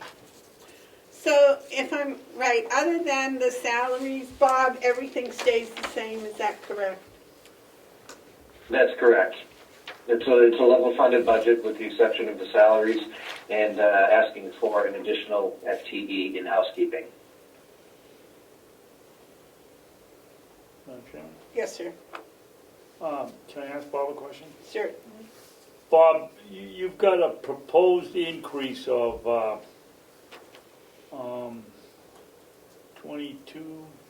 27,000 for under environmental services. How many employees is that covering? I believe it's 18. 18, okay. Thank you.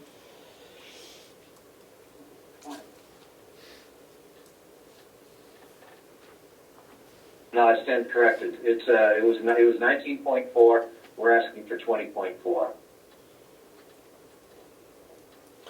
Are you the 1.4? No, I have a couple of 32-hour employees. It kind of skews the math a little bit. It gives me some decimals to work with. I like whole numbers. So it isn't 2 legs or 2 arms. No, but Bob acts sometimes like he's got 4 arms, I'll That's tell right. you. He's really busy.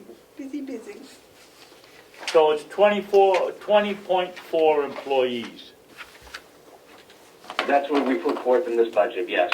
Okay. Okay, so Bob, are you asking for the 1,005,511, or are you asking for the 978,029? Well, we're asking for the 1,005,511 Okay. because that includes everything that's been discussed as of late. Okay, that's what you're asking for.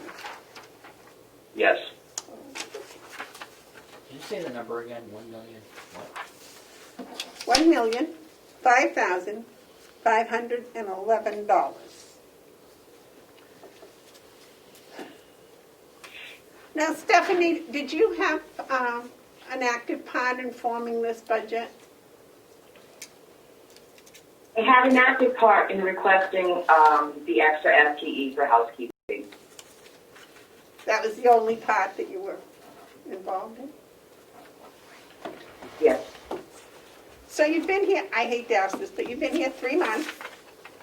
Are you happy with your I've job? been in this position for 3 months. Are you happy with your position now? I am. Well, I'd just like to know We're people. very happy with you. I know that the gentlemen are very happy with you, but go ahead, David. Excellent. I'm not a wizard in math, but this looks to me like about a 96 cent an hour raise for 20.4 employees working 2,008 hours, which is 8 years at 40. And I think my figures are right, but I wouldn't count on it. Almost a 97 cent an hour raise. Well, I figured $1, but that's pretty close. It's what? I said I was figuring $1, but that's pretty close. Yeah. Okay.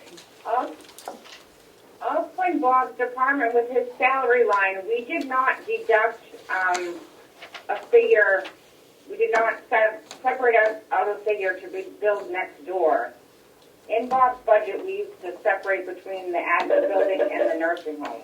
This year, we didn't do that. So there's another $15,774 added to salaries, but it should be taken out of the other side. The 4170, Bob, is that what it is? That's correct. 4170 went down by almost $16,000, and that's just been moved over to the nursing home. No, Just to the keep other. Yeah, it went up at 4170. No, it went down. Down at 4170.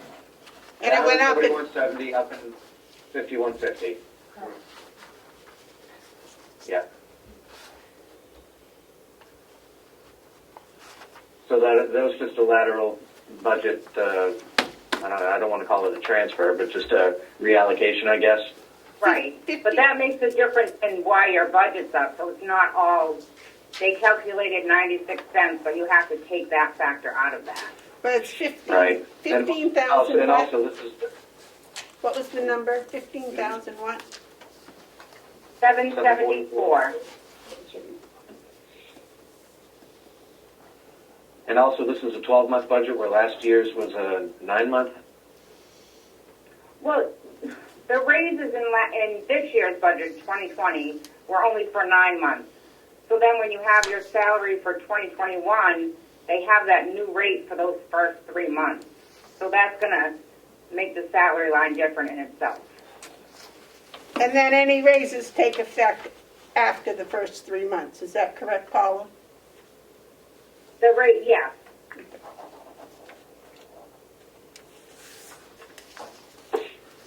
Any other questions for Bob on environmental? No. David? No? Is there any other department you'd like us to go to next, Bob? No, we've covered my facilities already. We've talked about capital already, and this is the last one that I have a voice in. Okay. In that case, may I suggest you take your voice and go back on vacation? Thank you. And I know you have a bid opening today, and I'm not going to stick around for that. I'll pick up the papers when I come back Monday morning. All right. Have a good vacation, Bob. All right. All right. Thank you very much. Is this the time where the commissioners approve the extra FTE, or does that come at a later time? I think that'll come at a later time when we go over the entire budget, when we see what the whole final figure looks like. Because what we're going to do is take the department head's recommendations, look at the whole thing, and then if after we make cuts then or whatever, we'll have to call the department heads back and look at it. And I think we're going to do that next Tuesday. Okay. You'll be back here by then, right? Oh, yeah, I'll be back Monday. Okay. Yes. I just wanted to tell Stephanie that it's nice to finally meet you. You as well. Yeah. Pretty much. So, And if Bob thinks you're doing a great job, then you're doing a great job. So, No, she is. She's a keeper. okay, great. It was very nice to meet you. You too, have a good day. All right, thank you very much for Thank- coming. Thank you, Bob, Commissioners. for I'll see you coming next in. week. Okay, Madam Chair, point of information. yes.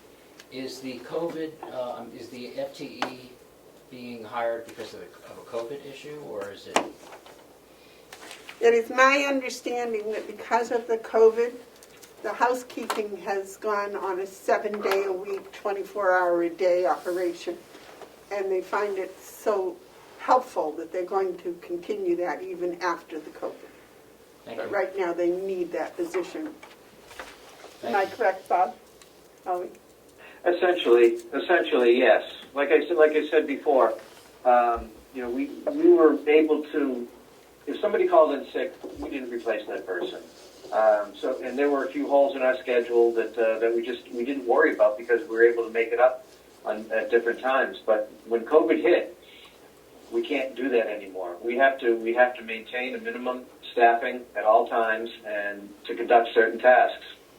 And those tasks are going to remain once our COVID crisis is over. We're not going to. We had to change the way that we were doing things when COVID hit, and when this is over, we're not going to change and we're not going to go back. We're going to continue with the way that we're doing things now, and that requires an extra person.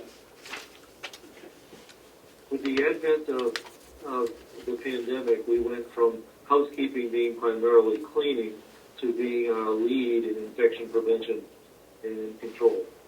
And that's a major change that Stephanie has picked up on and carried very well. But it also means, like Bob points out, we can't have holes in the schedule. We can't have days when we don't have proper infection prevention.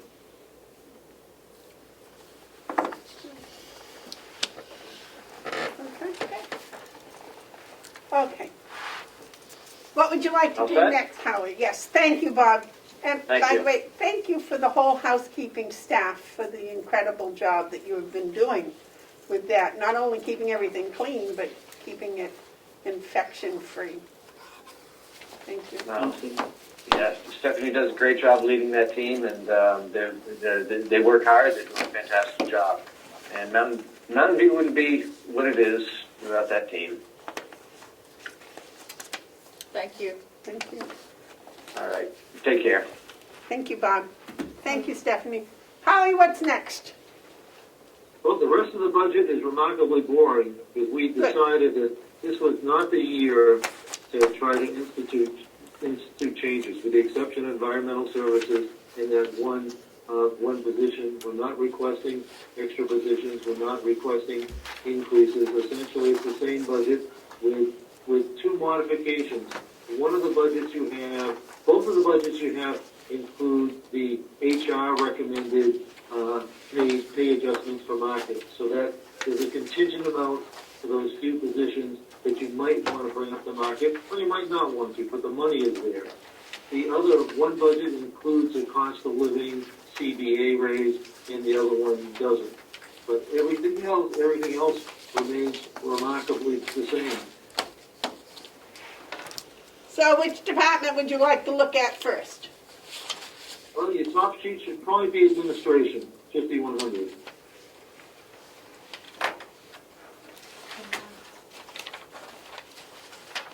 You may have gotten out of order by skipping to the middle, but they're all numbered up in the left-hand corner. Or you can do, it doesn't really. No, I'm on 5,100. Administration looks good. Are you there, Terry? I found it. David, are you 5,100? Okay. We're rolling.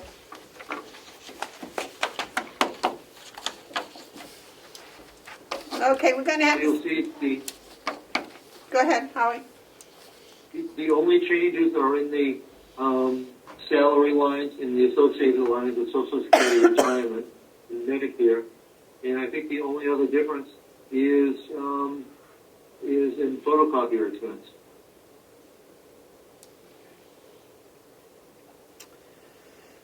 Why is it up $2,000 here, Howie? There's people can talk as they will that computers save paper, but they don't. It's also with with our testing every day, with our papers every day when we check in, we make photocopies of those.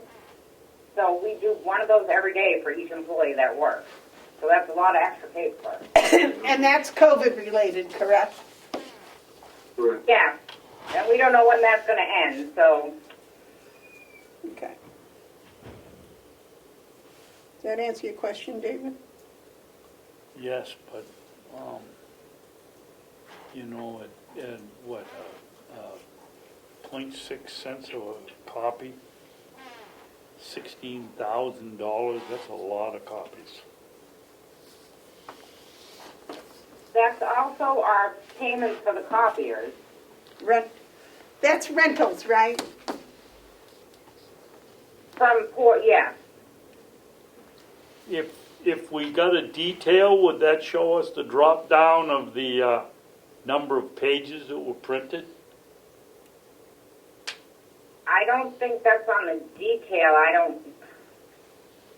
It just shows that it was for copier expense. I don't know if Cheryl puts a line that says how many copies it was on the detail. It should show the rentals though, right? Right, yep, it shows payments each month for those 2 copiers. And then we just 2 copies. And then you take the left difference and divide it, by and then you'll know. 0.06 or 0.6, 0.006. There you go. Boy, that's a lot of copies. About 33,000. Okay. Do those copies have to be sent anywhere? They have to be kept. They don't have to be sent, but we have to keep them so that when the federal government or the state comes in for a specialized infection prevention survey, they can review them. Okay. And they can't be in an electronic form? They can't be initially in electronic form. What our plan is, so that we don't have to worry about storage, is to scan them. Yes. So that we save them electronically, but they have to be initially done in paper because they have to be signed. So there's 1 hard copy for each person per day? Correct. That averages just under 100 per day. Okay.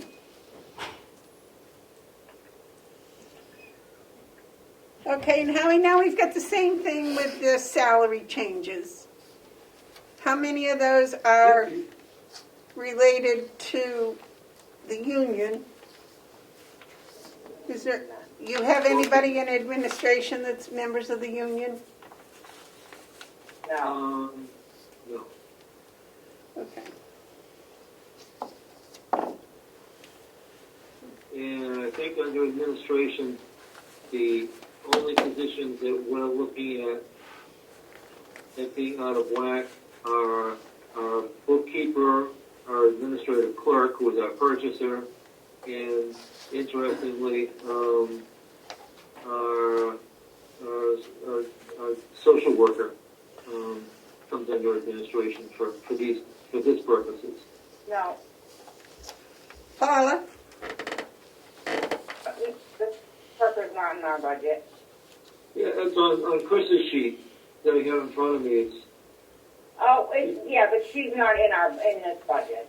no, she's not under the administration at all. That's a separate Right. department. Okay, well, why did it go down $18,000? Because we are not doing the split for the business office next door. We used to have some of their salary in ours, but this year they're going to have it all in their budget. That won't hurt us, Howie? With that? I thought we had part of their salaries in your budget because of the financing and separate for the nursing home. No, that was done actually for, that was cost accounting that was initiated for reasons unknown. It does not affect our cost report.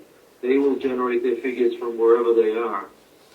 But I believe it was the director of finance wanted to consolidate accounts rather than split them. Okay, so the bookkeeper, the bookkeeper's been removed, and what else? Paula, what was the second one? The receptionist is the last one. That was removed? No, that's it. I thought you were asking what for raise purposes. No, you removed the bookkeeper portion. I removed 3 people that were getting from next door. So one was payroll, one was accounts payable, and the other is finance. Those were removed. And it was just a portion of their salary that Yes, I came know. out of mine. It wasn't salary. Do you know what that amounted to for those 3? I will get that with the other figures for you.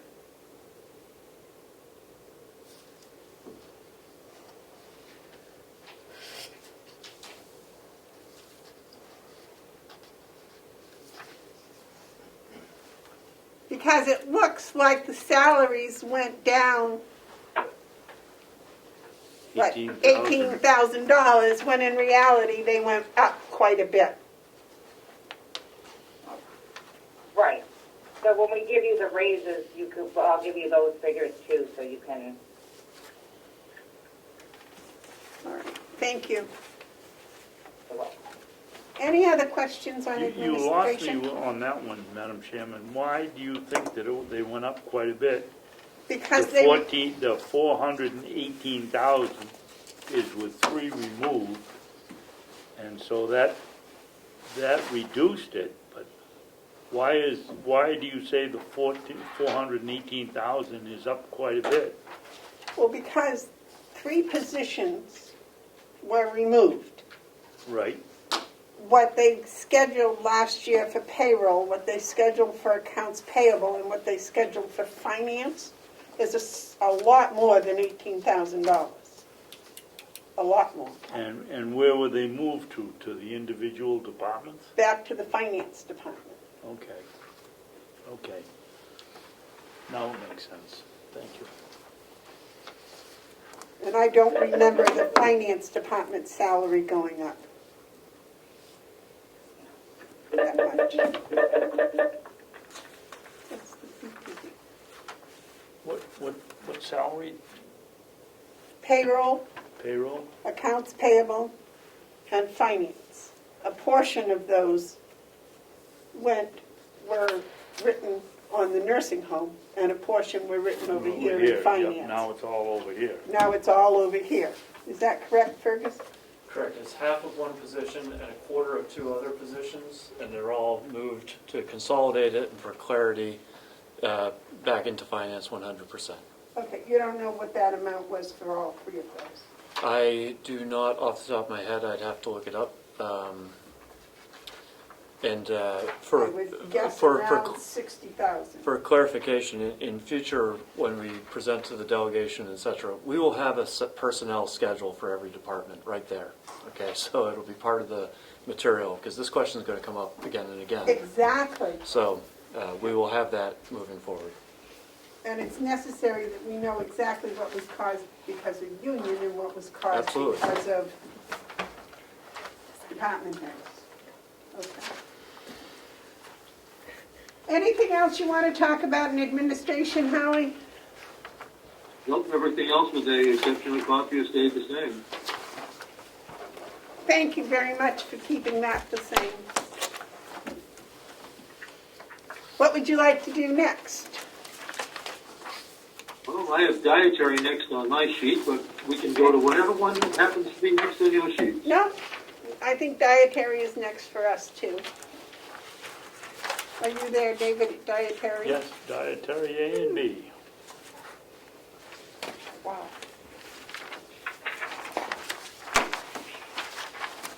Big jump in salary. Yeah, that's, Okay, now,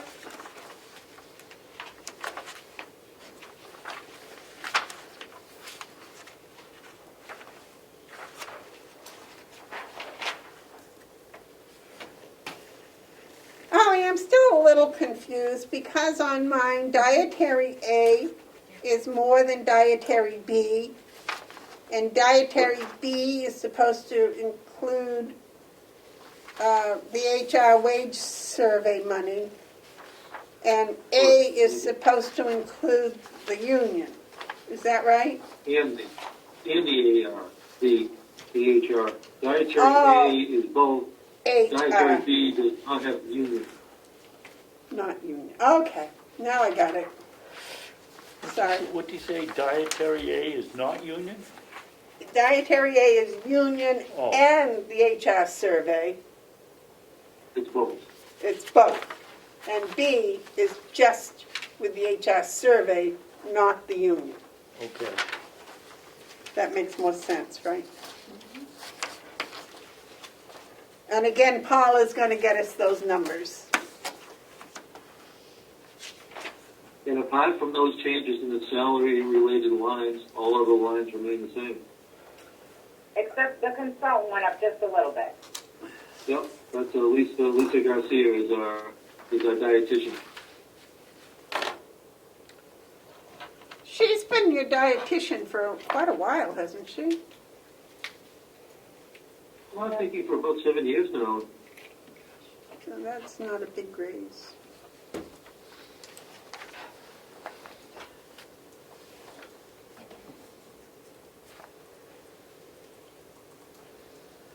And of course, the education and conferences will depend upon how much travel we can do, right? Well, Right. I'm going to make a prediction here. And one of the lessons that we've learned from COVID is that we don't have to put people on the road in order for them to have meetings and training. And that we're probably going to see less travel in the future. Why drive 2 hours for a 3-hour meeting and drive back? I think we're going to see Zoom used much more extensively and travel a lot less. That's actually a positive thing, I think. I know I meet with my compatriots, my colleagues at the other county nursing homes once a week now during COVID, but we do it by Zoom. We meet for an hour and we're done. We don't have somebody from COAS driving down 2 hours for a 1 or 2 hour meeting and then having to lose the whole day and driving back. It's much more efficient, and it's not as interesting, but it is much more efficient, and and we've already agreed that even if COVID stopped today, that's how we're going to continue our meetings. We're no longer going to be on the road.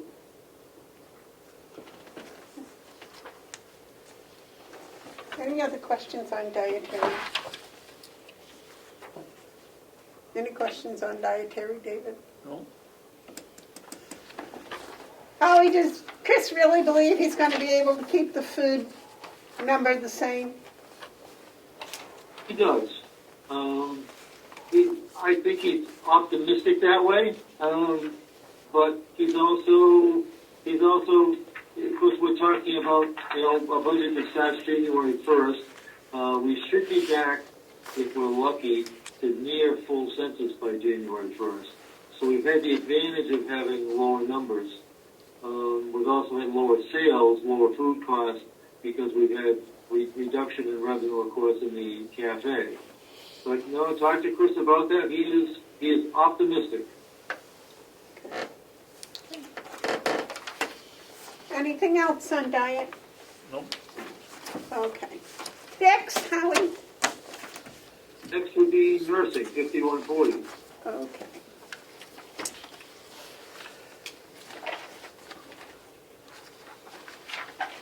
Now, your overtime is up quite a bit this year, correct? Yes. Yes. But offsetting that is a significant reduction in agency.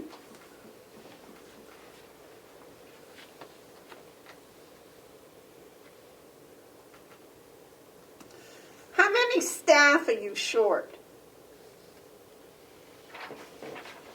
Right now, Leslie, I think is looking, probably when the dust is settled, about 6 full-time equivalents. We're starting orientation next Monday with 4. So we're getting very close to full staff. So it's trending very well, and this in the midst of a pandemic. Leslie is doing remarkably well in bringing people in, getting them oriented, and now we're working on retention. And that will cut down on the overtime, will it not? It will hopefully significantly. It's virtually eliminated agency, which is not only savings in dollars, but it's an improvement in quality. Madam Chairman? Yes, sir. Howie, I don't mean to argue with you, but is agency and traveling nurses a different line item than we don't have traveling here? Because we are continually signing checks to agency nurses. They're not as large as they used to be, but they're Not me. I believe it's the No, jail. Commissioner, not us. I believe it's the the jail. jail. Yeah, okay. Yes. Not that I'm glad for the House of Corrections, but I am glad that it's not us. Yeah. So we've done, and I give high marks not only to Leslie, but to Sue and Patty for managing that line. When you look at it, at what is it, $14,000 Yeah. through the September, that's remarkable. Quite a change from the previous year when it was up over probably $300,000. That was my fault, Howie. I even had the wrong figure. Yeah, that's okay. I'm glad It to used correct you to on be, something like it used that. to be 500,000 to 700,000. It was outrageous. It's now virtually eliminated, much to everybody's benefit and relief. And that does more than make up for your overtime, so that is good. Yeah, it does. At some point, if we were starting our budget lines all over again, we'd want to consolidate lines as much as we could. Because when overtime is high, agency will be low. When agency is low, overtime will be high. You could almost combine those lines and get a better idea of where we are with essentially unscheduled hours, premium hours. We could call the line premium hours and it would accomplish the same. Well, Howie, I think for transparency, though, we need to see how much is actually going out of the county for agency and how much is actually staying in-house for overtime. No, it's certainly fine. It's not a hardship to do it this way. But you always have to look at one line. You have to look at both lines at the same time. You get a clear idea of where we are relative to, say, scheduled hours versus unscheduled hours. Right. Any questions for Howie on this one? No. Mhm. Okay. Okay, Howie, next one. Next, we move on to environmental services. We can skip over because we've done that. 5180 positions in pharmacy, which is exactly the same. Look at the bottom line there.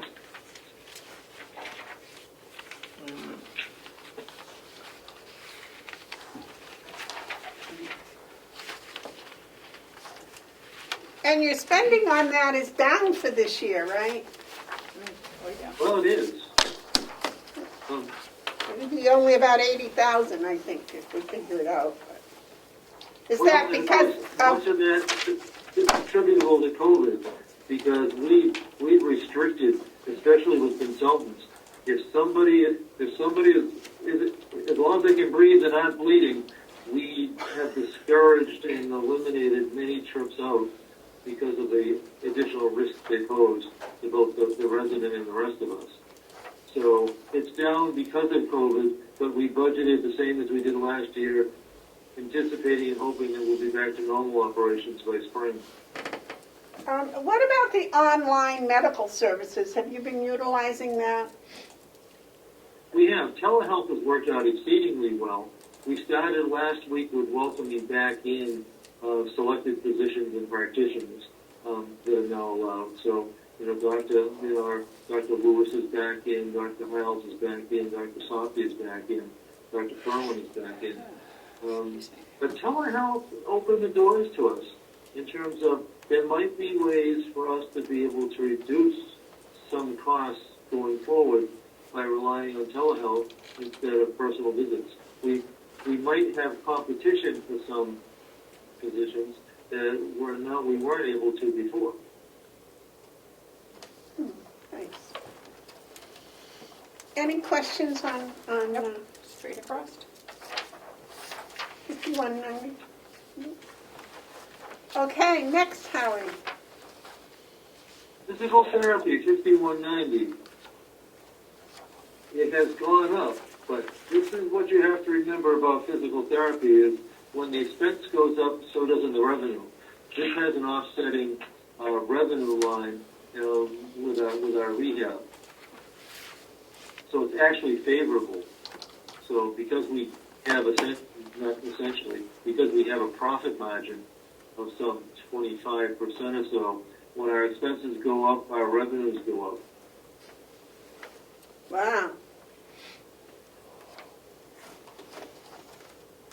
Any questions on that? David, questions? Okay. Next, Howie. And we go to recreational therapy, 5191. And if I am remembering correctly, I think there is no change other than the salary line.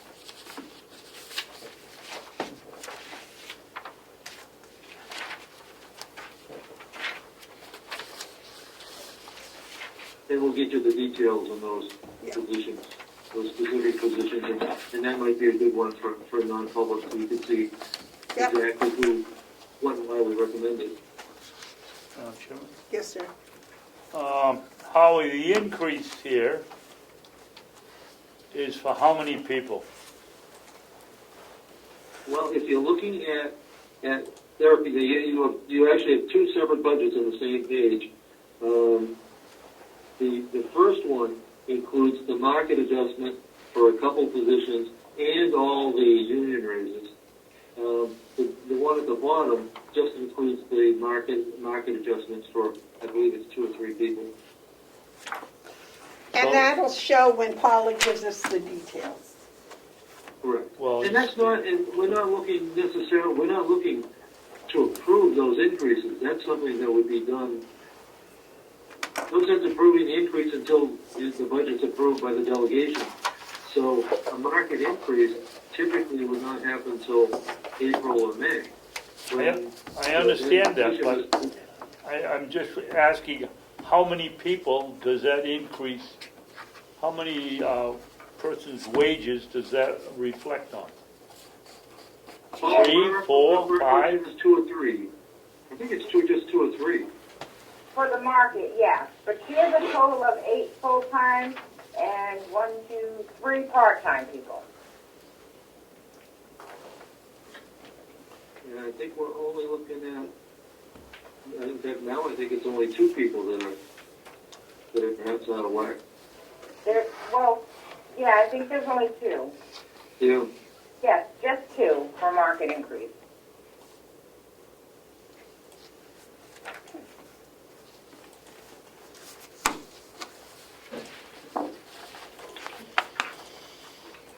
Okay, any other questions on that? No. Next one, Howie. Will be social services, 5192.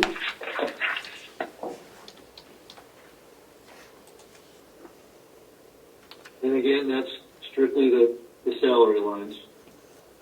And how many people does that include, Howard? I think that there's only, let me check here to be sure. There's 1 adjustment, but 2 employees total. Yep. 2 employees, 1 adjustment. Well, if that's salaries, that's a pretty good raise for 2 people. $10,000 apiece. Well, the increase that's recommended, I actually have in front of me, would be just so I get it exactly. 2 minus would be actually $1.05 raise. To bring that person to the mid-range, the average, for what HR is determined to be the market range.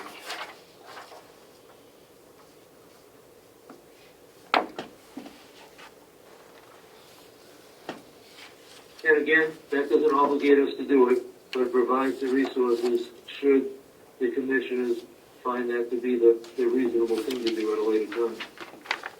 Well, what'd you say, $1.06 per hour?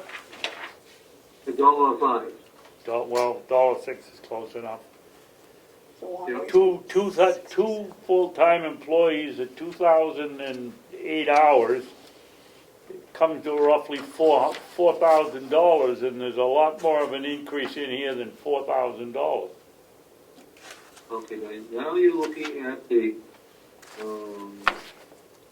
A, and that also includes the cost of living raise too, or what essentially is a union increase percentage.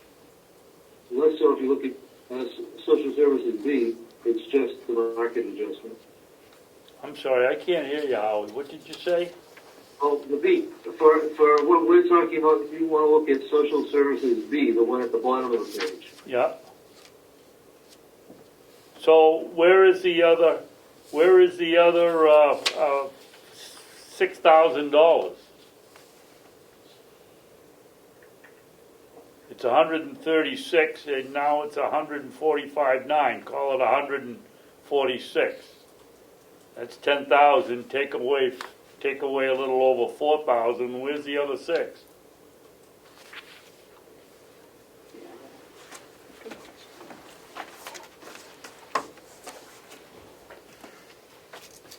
Get all that for you. We'll have to dig in and get some details for it. Paula, how soon can you get us those details for the salaries? I will work on them today.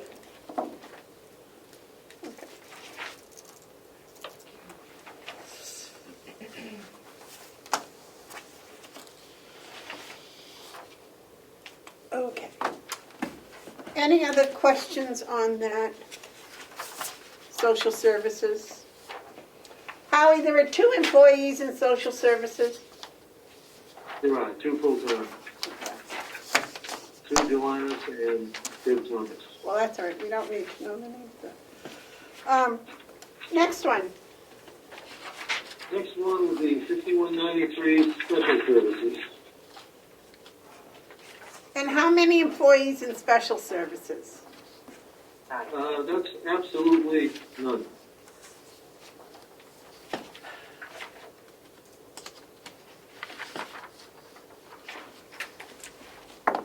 Did he say none? Yep. Yep. 0. There's no salary line here either, so. Well, I haven't found that sheet yet, so. 5193. And it's gone down. 5193. Fine, 5193, here we go. Okay, there's nothing there. That answers that question.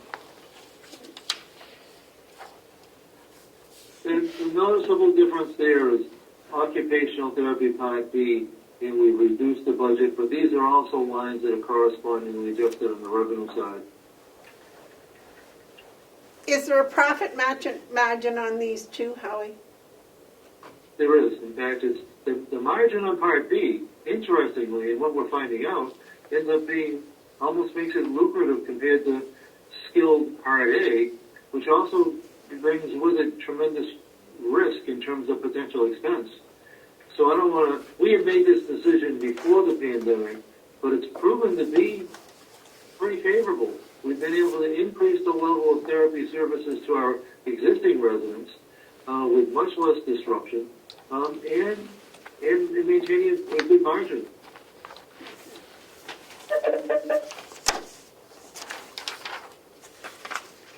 Now, is that all of your expense departments? There it is. So now we're ready for the revenue, right? Revenue we have.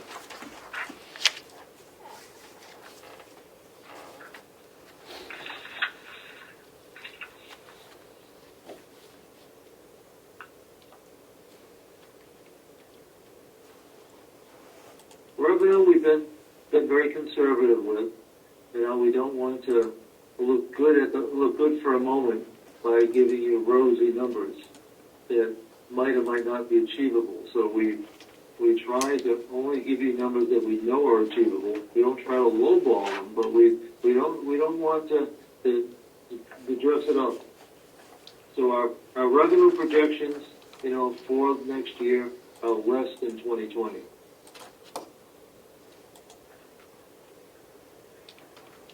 And there's no give it the old college try line items here, are there, like there were a few years ago?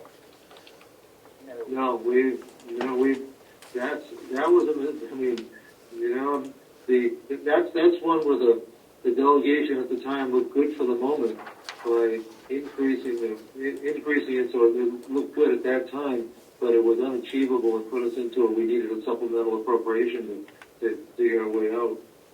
They missed their projection by $888,000 that year, and we missed it by $137,000. So I would think that we were right with our projection when we gave them the budget to begin with. You are just about right on. The commissioner's budget was appropriate. The big number here that we don't know, we can't guarantee, and we can't trust anybody to give us a good number for, is ProShare. We get different stories, and depending whether you're talking to Henry. We have not received any assurance. I mean, and Laurie Shibonette, the new Commissioner for Health and Human Services, has understandably been preoccupied. And so we have no numbers that we can rely on. We don't even know what's going on with the IDN.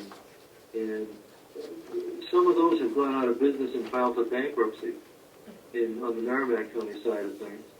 So, and there's a relationship between the IDN funding and Medicaid and indirectly with ProShare. So I don't know. So we have conservatively budgeted for $1,700,000, which we have a lot of confidence that at the very least we'll receive, and we would hope to receive more, but that number would be a guess. Okay. How am I reading this right when I see that you have lost $111,000 in revenue this year from contractual skilled?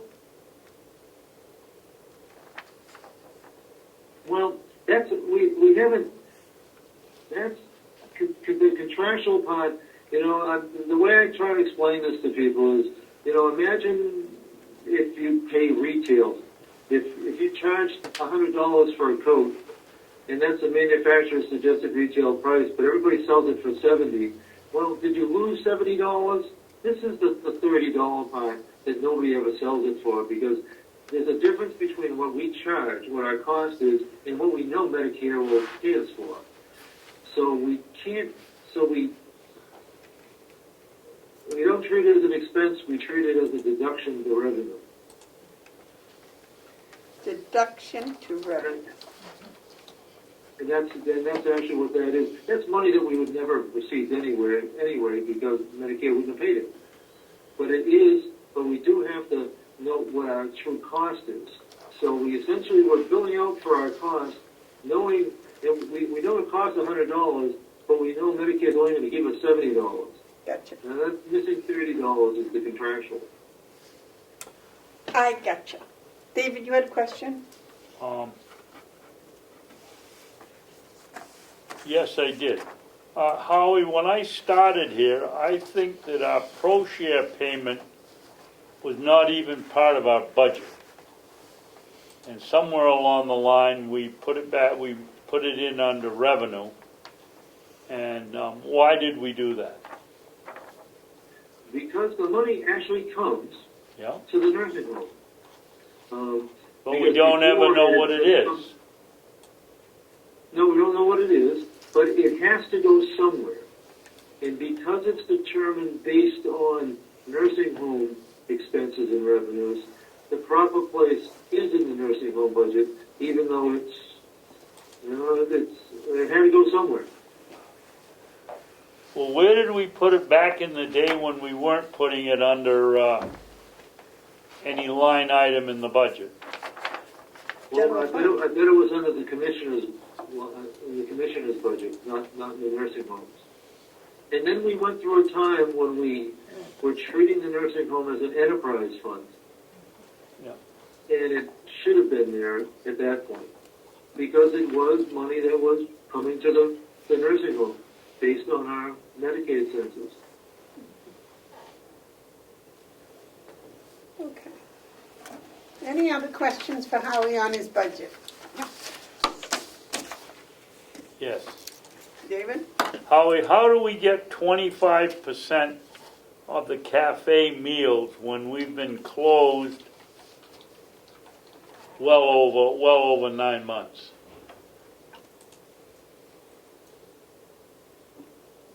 Who's buying these meals? Well, I mean, the cafe meals, that $20,000 that we got through 9/30 is actually money that we got through March 13th. We had January, February, and March, half of March. So we had January, February, half of March. That's what that 20 that we did, and that ended March 13th. Is that when we closed down the cafeteria? Closed down That's when we everything. closed down the shop. Okay.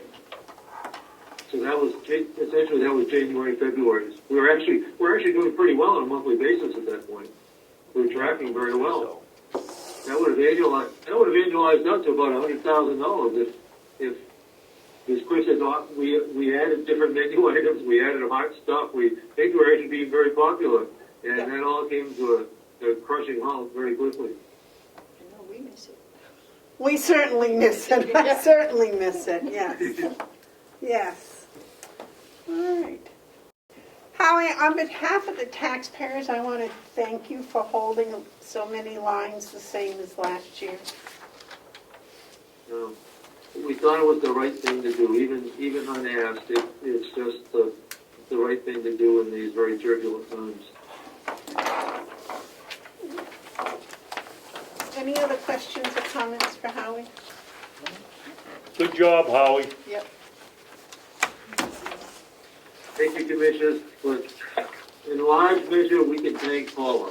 Paula is the one who fights with the details in this day in, day out, so. Paula, Thank you too, Paula. You're welcome. Thank you, Paula. Thank you, Paula. Paula, do you have anything you'd like to say to the commissioners? We never get to talk to you now. I know. No, I Let's really don't. I think we did well with our budget, so we'll go back and get you the information you need and get that over to you. Thank you. Howie, do you have anything else for the commissioners? No, I think that sums it up pretty nicely. Thank you. I must say that your budget presentation this year is so much nicer than the first year I was here. The first year I was here, it was quite convoluted, and it was just so much nicer this year. Thank you for that. And thank Paula for that. We do. And again, give our thanks to your entire staff for all they've done and continue to do on a daily basis over there. It's just incredible. I'll pass along where they have been truly champs during what has now been 7.5 months of disruption. And they're in good humor, they're working hard, we're blessed to have such a great crew. Thank you.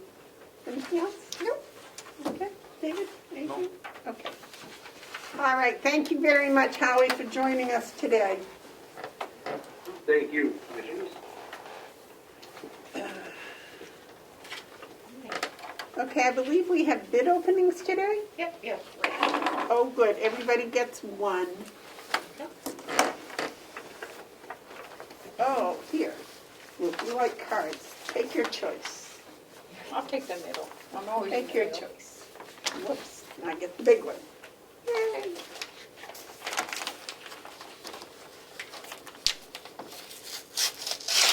Oh, wait, sorry, there's something I need to tell you before you open them. The deadline for, I'm going to try to do this without looking it up. The deadline for submissions was last Thursday. One of the bidders who had done a site visit, had communicated with Bob, done a site visit and everything, was not able to come to the facility to deliver it by 4 o'clock on Thursday. So emailed their bid and then followed it up with speedy delivery mail. And it is there a Concord? Don't tell us until we're done. Okay, But did the email get here on Thursday? it did. Oh, Yeah, okay. and I the don't person, have a and problem with that. the vendor communicated with me and with Bob, and I said, you have to send it along. It's up to the commissioners whether or not to accept the bid. But they did send a bid email on Thursday. Yes. The RFP does say that emails and faxes, no. Yeah. Just so you're aware before you open them. Okay, thank you.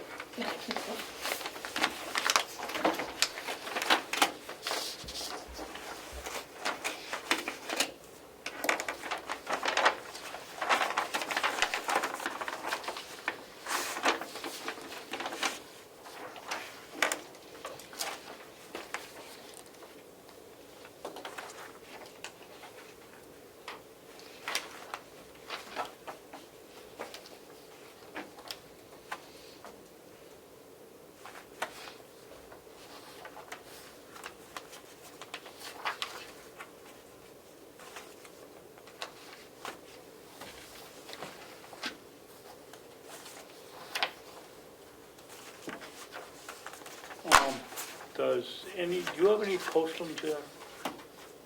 I'm sorry, any what? Do you have any postums? No, Do we have any over here? but I can get some. There's none in there. We can get some.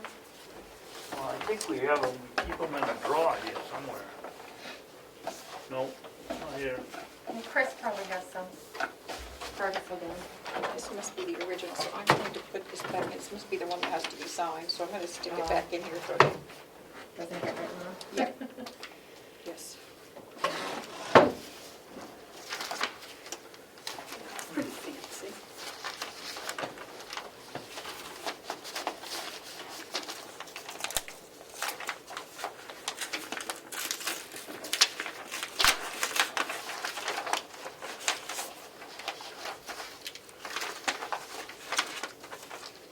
So, Madam Chair, point of information. So you required no fax, no email, correct? Is that what the bid states? Thank you. They had to do a site visit, and then they had to submit. Excellent, thank What is that? You want 5 copies, so we all have one. Here they are. Oh, thank you. Thank you very I don't much. think we should pass them out until after we've read them, and then everybody can take their copies. You must have gone to school with Huntsville. No, that was Terry. That's true. Oh, goodness. I'm going to miss you, Commissioner Babson, on some days.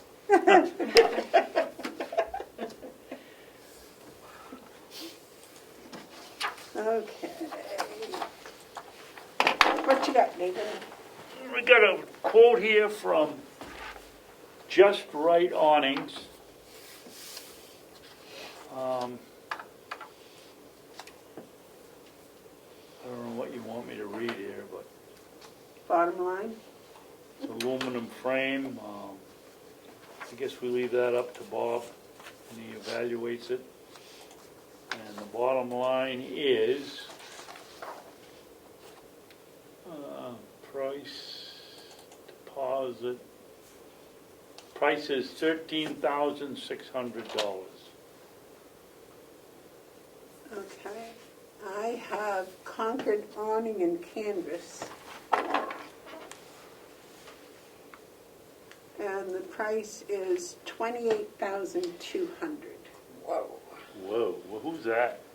Concord awning and canvas. Wow. Okay, I have one from Image Awnings Incorporated from Wolfboro. And their bottom line is $16,200 installed.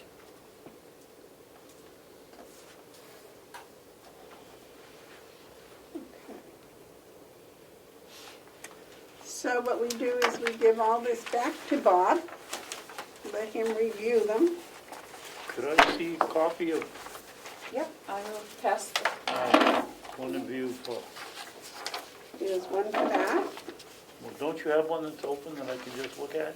No, I didn't open the copies, I just opened the, Well, I mean, don't you have the original, or can I look at it for a minute rather Here. than open Here's these your up? copy. well, I was gonna give you a copy, there's a copy there for you.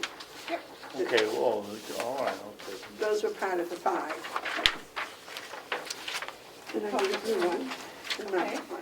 And then there's 2 here. I guess one goes to Fergus and one goes to, or do you, just put them all back in here for Bob? Yeah, usually we just put them all in there, and then I'll give you that RFP face sheet that I've been doing that shows where it was advertised and everything. But you keep a copy, Yeah. everybody keeps a copy for themselves if you want to If you want. peruse it, so when Bob comes in with his opinions, we have an idea of what's going on. That's yours.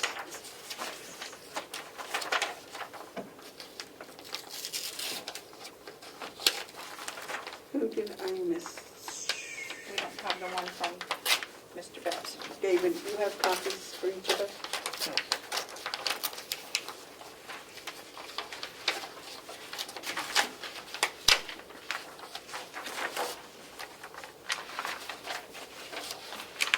Put the extras back in the envelope for Bob, and he'll distribute them wherever he wanted them to go. Terry, do you have a copy of yours?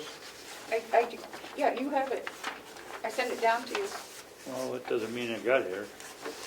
That one, the top one is the one I sent down. Thing. The blue one? Image awning? Yeah. Well, I'm missing the one from Concord. It's in, It's in this envelope. Oh, I thought you gave me the one that you got from Concord. It's in the envelope, Okay. sealed in the envelope, so you can open that up yourself. Maybe. Okay, let's see.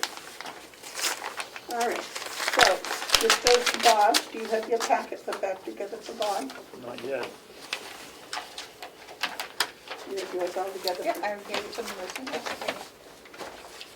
thank you.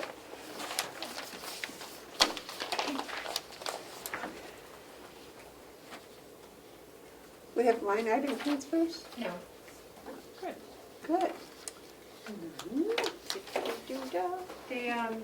The executive committee is scheduled to meet on Monday to review the ones that you have approved so far. I think there's 5.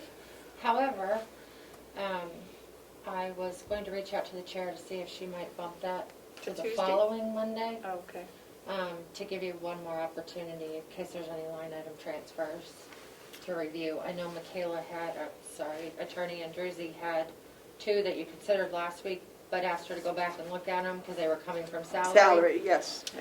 So I thought if Chairman Damaris was agreeable, then we could push it out another week, but I don't know yet, I'll let you know. And I've got at least one on behalf of the registrar, and we'll probably have one on the admin salaries as well, so, but they're not ready for today. And Superintendent Batchelder emailed me this morning, he's working on 2. So I'd rather have them do them all at once than Yep, have the new delegation have to take it on, so. yes. Yeah. Yep, okay. So these are just to put in our book? Yes, all the budget sheets I gave you in your David, you all mailbox set? today should go in your binder. We can go on to Fergus's report. Yeah. Do you have Bob's? Did you put the stuff back in the envelope for Bob? Yeah, no, I haven't yet, but I will.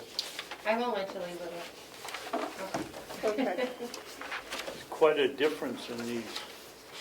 If you look at them, there's quite a difference in the 3 quotes. That's why Bob needs to go over them. Fergus, I believe it's time for the CFO update. All right. I've got some updates, I've got some material for you. I've got a couple of questions. We don't like questions, we like answers. Yeah, Right?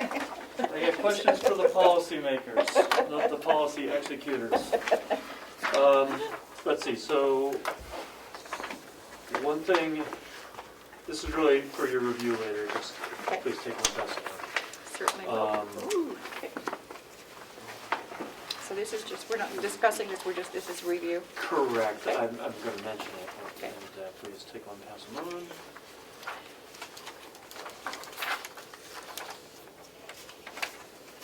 Finally, please pass both those down to Commissioner Babson.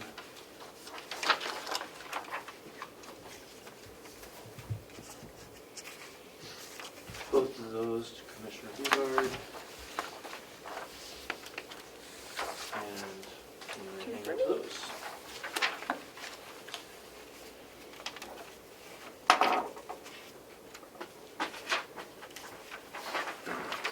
Thank you. All right. First, I'll just review some recent activity, I guess. An update on the audit. So we believe that there is just one remaining item on our end for the auditors, and that is the reconciliations.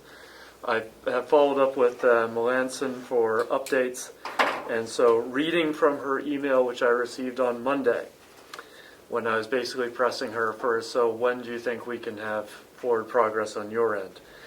Because of the multiple delays in the audit process over the course of many months, including the inability of the county to close its books in a timely manner, it will be a few weeks for us to have sufficient office time to work on completing your 2019 audit. We're scheduled out working on other clients, June 30, 2020 year ends for most of November. We will do our best to find time to complete your audit as quickly as possible, but at this time we cannot guarantee a completion time. So I appreciate the clarity of that response, if not the substance of it. Okay. So, for what options do we have? I mean, are we in the deep enough so that we can say we're not going to go any, we have to continue, or can we, I mean, this is just ridiculous. We supposedly closed the books a month or two before, and I realized that we're not their only customer, but my goodness, we're talking about a year after the books are closed. Yeah, I mean, I share your frustration, and I think this expresses frustration on their end as well. I mean, I do feel at this point we are committed to each other and just need to see the process through. For us to try and take another path, I think, would not result in having an audit completed in a more timely manner and would probably cost us more.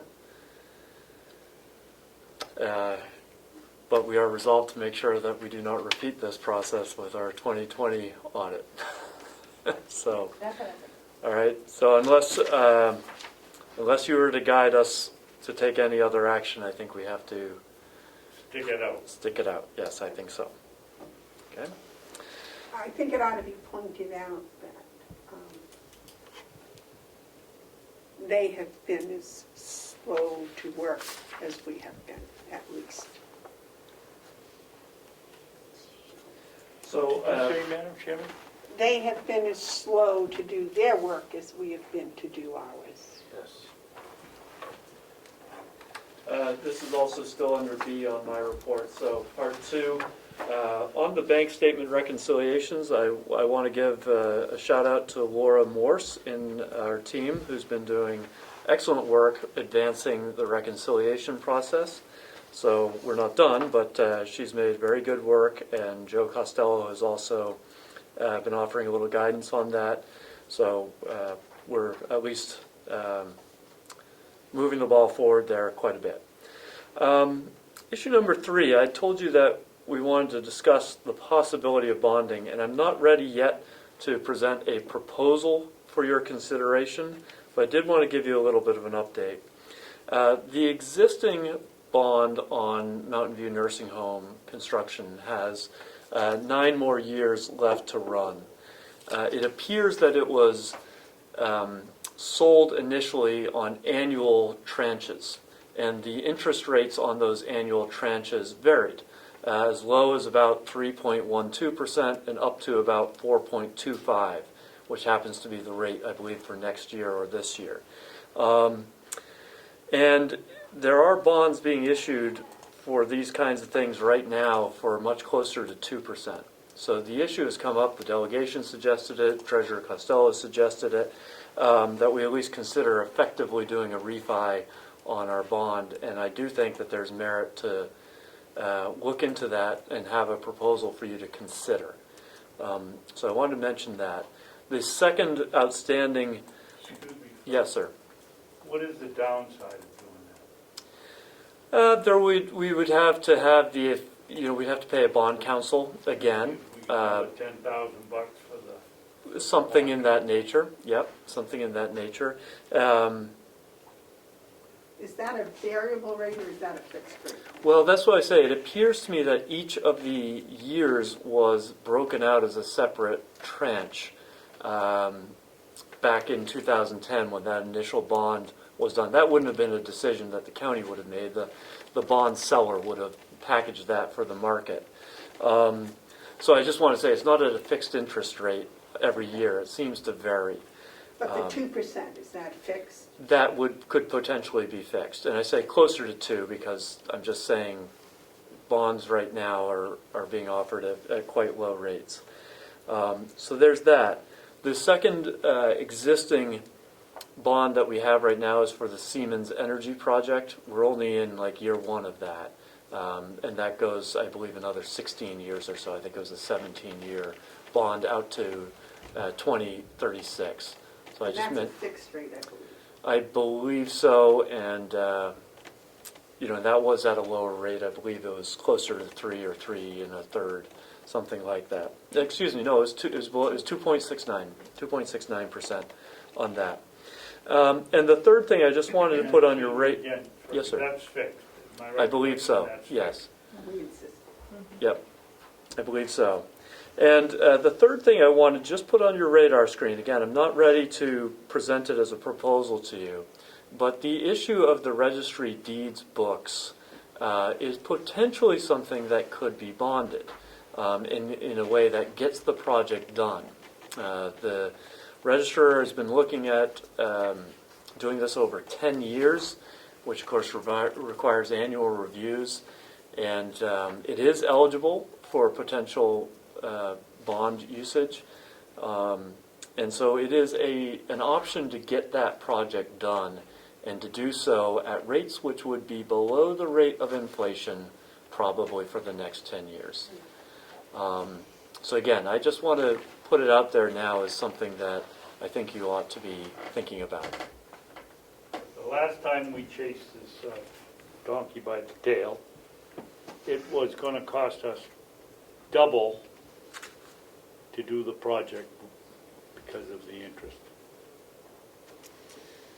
Well, I mean, if we're chipping away at it for 10 years and we have a fixed rate of, say, if we could, something like 2 or 2.25%, I think there may be an argument that it would be less expensive to do it that way than to chip away at it and have, future commissions, future registrars always on an annual basis having the same conversation over again. So again, I need to do some more research on this. I've never been involved with the potential issuing of a public bond like this, but I think it is something that is worth considering. I believe that when the committee looked at it, that the bond rate and the, quote, rate of inflation was pretty similar. But I think since then it's probably changed quite a bit, so that the bond rate would be less than the rate of inflation. Well, if that were the case, we ought to do a lot of. But I'm not certain. But I just wanted to say it's something that I'm working on and will be likely coming forward to you with a proposal for your consideration before too long. Okay. The fourth item on my to-do list was just making sure that towns got billed their apportionment. Joe Costello signed those letters last week, which Kathy had prepared on our behalf. So I just wanted to report that those went out. Of course, they're not expected to be paid until sometime in December. All right. A couple other things for you. So in the material I just gave you, the thick stapled packet, that's just an update, snapshot of our budget through the end of October on the expense side, not on the revenue side. Please don't get into the expectation that you're going to get this on the 4th of every month. My goal is to get them to you for your second meeting of each month. But in part because we had the end of the month and a payroll date happened to coincide with a Friday last week, we were able to get this to you sooner. So I'm not asking you to go through it line by line at this time. But I thought you'd rather have it sooner rather than later, and I might suggest that we have it as an item for discussion perhaps next week, in part because we'll also have those line item transfers to consider. Okay? And this is all stuff that's been billed out by the 31st. This is what we have paid as of, Paid. yes, as of so checks dated last week and also payroll through the end of October, which coincided with the 30th. So it's a little bit of happenstance, but again, I also want to credit my colleagues in the finance department for understanding that we need to be able to turn these things around in a timely manner. And so we took advantage of the quirk in the calendar to be able to get you an accurate snapshot at this time. Thank you very much. Yep. I wanted to mention something that Chris Hero has been working on with me just a little bit, mostly Chris, the Checkmate modules for HR. He and I both participated in a demo last week on Tuesday from Checkmate. It may or may not be something that we want to move forward with at this time. We may want to put it on hold for now, even though I know we've been planning to do it. I'll let Chris address that with you down the road, but I just wanted to let you know where that stood. I was in touch for the first time directly with the folks at Avenue last week for both training for myself and also discussion about implementing the purchase order modules. In part, just jumping down a little bit, I also read through the performance audit from 2018, which both Melissa and Chris had brought to my attention. There was a lot of good stuff in there. One of them was talking about a recommendation to centralize most of our purchasing, which would be consistent too with my vision that the finance department become a service department for the other departments. With the exception of the nursing home, I might add. They do so much purchasing, they've got a very good system, they've got people in place. So this PO module would be part of that. So my hope is that we can be moving in that direction probably for the first quarter of 2021. I don't think we'll be doing it before the end of this calendar year, but that process I'm trying to start moving in that direction. Cross-training, we did make some decent progress in the last couple weeks about getting at least materials for the how-to manual. I want to point out that Ruby Nugent in my staff has done an especially good job of turning out many of those, but as a department we've made some progress there. And item number 10, and this I did want to ask you to take some action on. The third handout I gave you was a couple of spreadsheets. They are labeled JMHCP, Reentry, and Justice and Mental Health. These are two grants which the House of Corrections is eligible for. There is some time sensitivity to them. And and I regret that I wasn't able to get these to you in time for you to do a little bit of review prior to this meeting. So you don't necessarily have to take action today.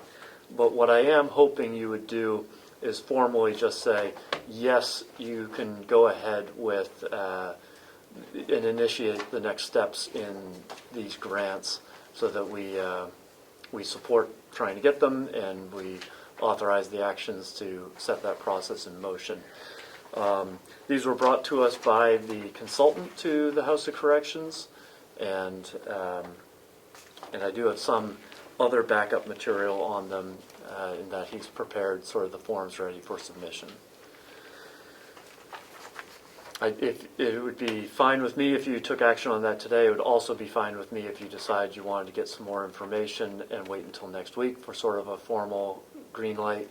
But really all I'm asking you to do is say, yes, we have your blessing to start moving forward trying to accept these grants. I believe that neither one of them have been brought to the grant committee for approval. Grant committee is from the delegation, is that, or is that? No, the grant committee has delegation members and a commissioner on it, and so several other people. They look at the grant, figure out how much it's actually going to cost the county, if anything, and then make their recommendation to the commissioners. And what happens is, if they approve it, usually the delegation accepts it without any problems, because there's a delegation member on there. Now, I can't remember if we start working on the grant before, I believe it goes to the grant committee first before the commissioners even look at it. Is that right, Ed? The process, I believe, that was established was that a department head that wishes to have a grant or go for an application for a grant approaches you and asks you, may we apply? And then that application then goes to the grant review committee to be reviewed, so you know what you'll be voting on when it comes back to you. And then the committee, when the money, the delegation approves it, so when the money comes in, the department can use it right away. They don't have to wait for a delegation meeting. And if I can add, what the committee does is that report that it makes will go to the delegation, so when the delegation has to vote on it, they have something to be briefed on so they know what they're voting on also. Yes. Thank you. So this might be a good example of the first grant that's come in on my watch, and also that for the superintendent. So it sounds like the next step would be for me to try and set something up with the members of the grant committee. Is that correct? Yeah. Okay. All right. I will endeavor to do that. But otherwise, at this time, at least, you've got no objection with setting that process in motion. Is that correct? I don't feel. I don't, Okay. Madam I do Chair. have a suggestion or recommendation. I don't have the slightest idea who wrote that, and I can't even read it. And if you're gonna send stuff over here, put a little information on it. The other one says JMHCP reentry. What's that tell us? This one I can't read at all. I have no idea what it is, except the last word is help. Yeah, that would be, the handwriting would be my responsibility and weakness. But That's yours? Yeah. So, it does appear that this is something in the neighborhood of, 109,000 on one and something in the neighborhood of 63 on the other. But we'll start that process with the grant committee at this time. Let's see, I other think things. on applications, we ought to put ability to write cursor. Excellent. I shall type Medium. everything moving forward. Let's see. A note, in the discussion with the nursing home and their budgets today, the question came up again about, are you including raises? Are you not including raises? What are the amounts? What date would it be applicable? In my view, this is really the commission needs to give policy guidance on this. So when we go to do your review over the next 1 or 2 weeks on this, they're all consistent. And I don't really care what it is personally, except that it's not one department has one time frame and percentages and another has another. To me, I would just like to request that there's a policy guidance that's issued from the three of you about what they should all be so it's consistent. The commissioners agreed that they would take the recommendations of the salary, of changes in the salary line, but they would be outlined for us. So the department heads could make the recommendations, but we would know what they were, not just change the salary line. Okay. Yeah. I think we told him that last week. 3 weeks ago, 3 2 weeks weeks ago. ago. And, you know, we will have a personnel schedule for every department with all the backup Okay. on what those costs are. I'm going to insist on that for myself as well as for everybody else. Yep. Right. So I was, anyway, we will do that moving forward. David? Ferg, when we get into that discussion, how are you gonna differentiate between, individuals or groups and how you're gonna give the occasional merit raise that we feel that somebody comes in here and does an exceptional job? We're very limited in the way we can increase their pay, especially if they're in the union. I can't address the union issue because I'm not familiar enough with the law on those things. You know, one thing I think that you may want to consider over the next couple of weeks is having a line, probably in the commissioner's budget, that is a contingency line, which can only be spent with delegation approval as well, which would at least give you a tool, or the future commission a tool, if they needed it for any purpose. That is something I'm probably going to suggest that you include at that time. The delegation does not like contingency lines.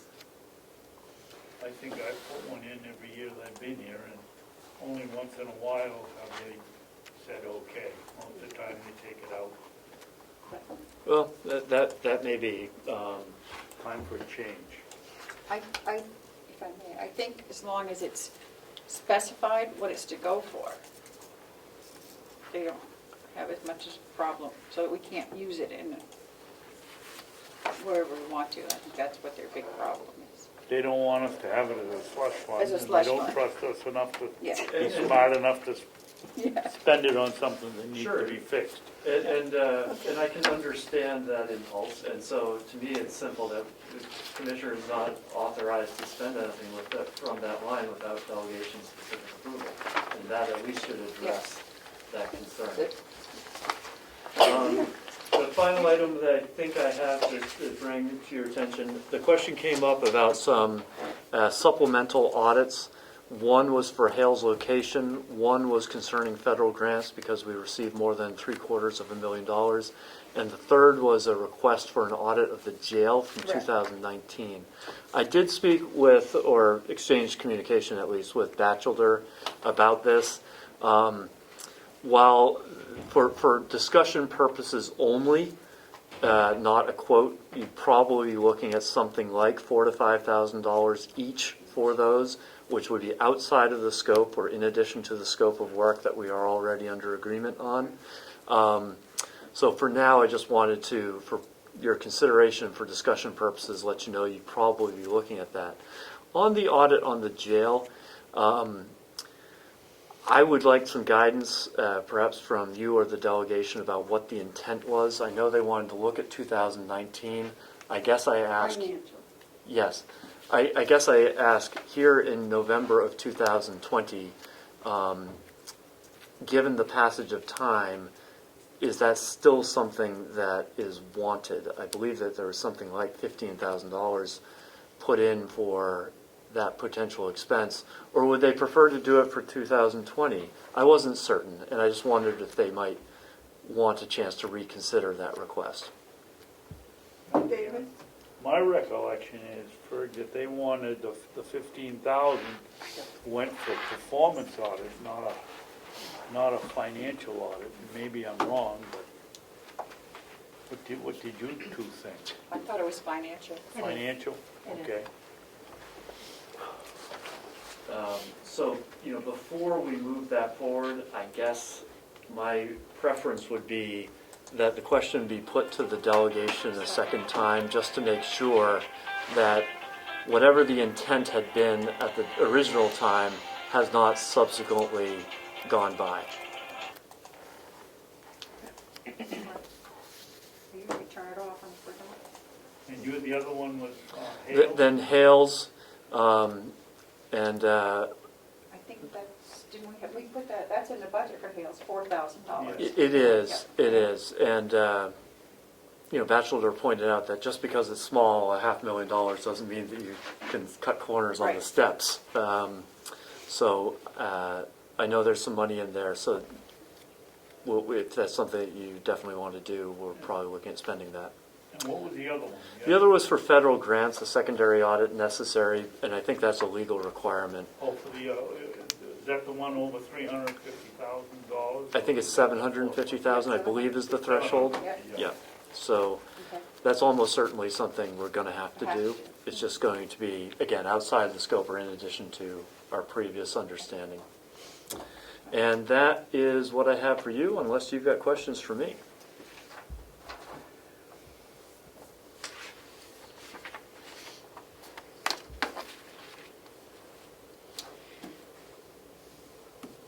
I don't. But I'm happy at the progress you're making downstairs. Still a long way to go. Yeah, but Okay, still a long way. Well, it certainly looks like you've moved off a dead center. From what I've seen around here, I've seen a huge improvement. Good, thank you. Can I ask a question? I was, yes. About the, when should I schedule on the agenda for the approval of the audit engagement?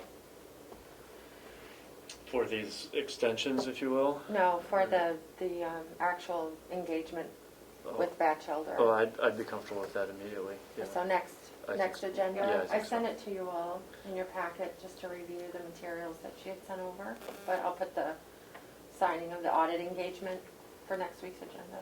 Okay, thank you. And she's already been in touch with, preliminary work lists and things, which, I'm eager to, Yeah, saw that try and already, really yeah. drive that in the first Yeah. quarter of next year. Yeah.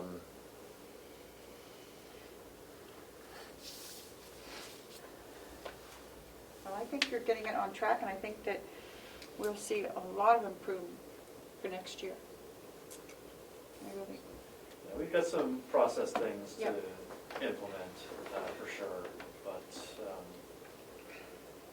I think I've got a sense of what our priority items ought to be.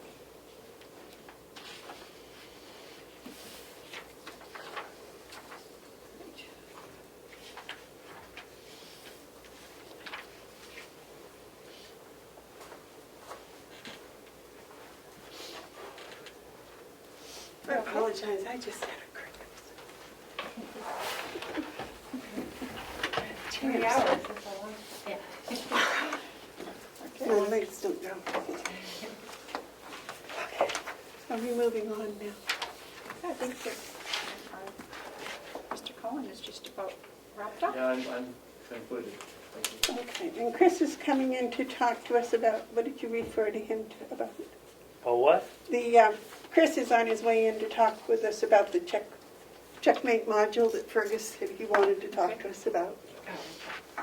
So, So he can also talk to you about that probably too while he's here. yes. Okay, good. Yeah. Then I'll let that Okay. aside.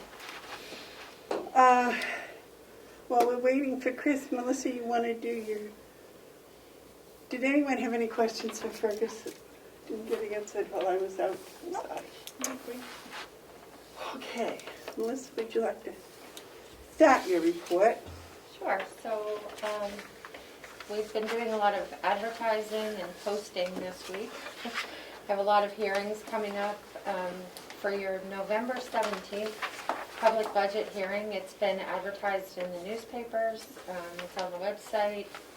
We're in the process of creating a very visible banner on the website where people can click and they can then review the sections of your proposed budget ahead of the hearing. Notices are also mailed to each Board of Selectmen, notifying them that there is this opportunity for them to voice on the budget. Excellent. And with Zoom, we have a Zoom set up, so obviously people will be able to join that way. I don't know what a capacity would be for this room, or if we need to be concerned about that. I know what the normal capacity is, but we're not in normal times. Right, right. Well, But we don't really have a meeting place alternative either. the courtroom, the court. Yeah, that would have to be reserved for a nighttime meeting, I don't know. How long that would be? I mean, I don't expect an influx, but then again, the Board of Commissioners has never had a separate budget hearing, which is Right. exciting. I think so. I really do. I think it's going to be good, I hope. Yeah, so I guess we'll just we'll deal with that problem if it occurs. I guess. May I? Yes. I know on some of the Zoom meetings they ask for people to reserve ahead of time so we can kind of get a feeling of how many might be coming. Oh, okay. Not reserve, but I don't know. Respond or RSVP or Respond, that kind of because space is limited or something like that because of COVID, so that might be. That's a really important thing to put in the letter. Yeah. Yeah. That they might, Yeah. and not only that, when we talk with Damon for the newspaper, we can have him put in there that please give us a heads up. It's not in the advertisement, obviously, because those have already Yep. gone, but at least. But they can Okay. always join with Zoom, so, right? Yeah. Yeah. Yeah. So, to let you know that was going. Throughout the budget process, you've been getting the individual sheets so that it's set up for the binder, which you know will then roll into subcommittees at the delegation, similar format. But between now and your next meeting, hopefully before Friday, I plan to culminate all of them together so you can actually see the bottom lines at the very bottom.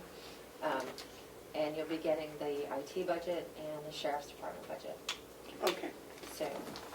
And there's a lot of pieces in each, a lot of notes, a lot of pieces, but I've been working with Fergus and finance and some of the department heads to fill in the gaps that you may have questions about or you need numbers.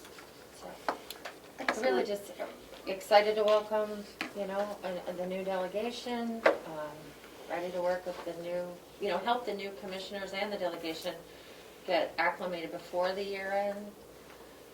So once January hits, we can get into the budget approval process. And, there's a lot of new faces. Well, there's quite a few returning faces at least. So. All right. David, you had a comment? Yeah, I'd be interested, you sent out notices to the selectmen. Yeah. I'd be interested, just informally, if you keep a list of any of them that respond in any way, thanking us or Sure. making that what they've done to make their constituency aware. Maybe Yeah. we'll get some ideas out of what they say. So normally when I send a notice to the towns, I ask them to please, if you could, post this in your normal posting places. And I've noticed that going around towns, I've seen those in different locations. So hopefully they'll do that again. Nice. It's all budget for me. If you have anything, please ask. The only thing I would ask is when they finally get the final figures on the new commissioners, that you might get their emails and send them copies of our minutes. Okay. And I do have a form ready so I can get everybody's contact information and mileage, the normal things, email addresses, phone numbers for the delegation and the commissioners. So, yeah. Thank you. Okay, is that it? Yes. Okay. Chris, well, our HR director's here. Well, the CFO was giving his report. He referred to you, and that he'd been working with you with the HR program, Yes. and that you had some opinions about it, the two of you together, or individually, or... Yes. Okay. So we'd love to know what those are. So they scheduled I don't know what you call it, a preview, or they showed us the functions that are available through Checkmate as far as HR systems are concerned. And just quick off the top of my head, I don't know if we need them yet or not. I would be more comfortable going through a whole year cycle of open enrollments and hires and terminations and stuff, and then making a more educated determination in the future. I don't know why in the past it was approved, for us to take it on, and I'm not saying that we don't need it. I think at the time maybe HR was more of a one-person show than it is now.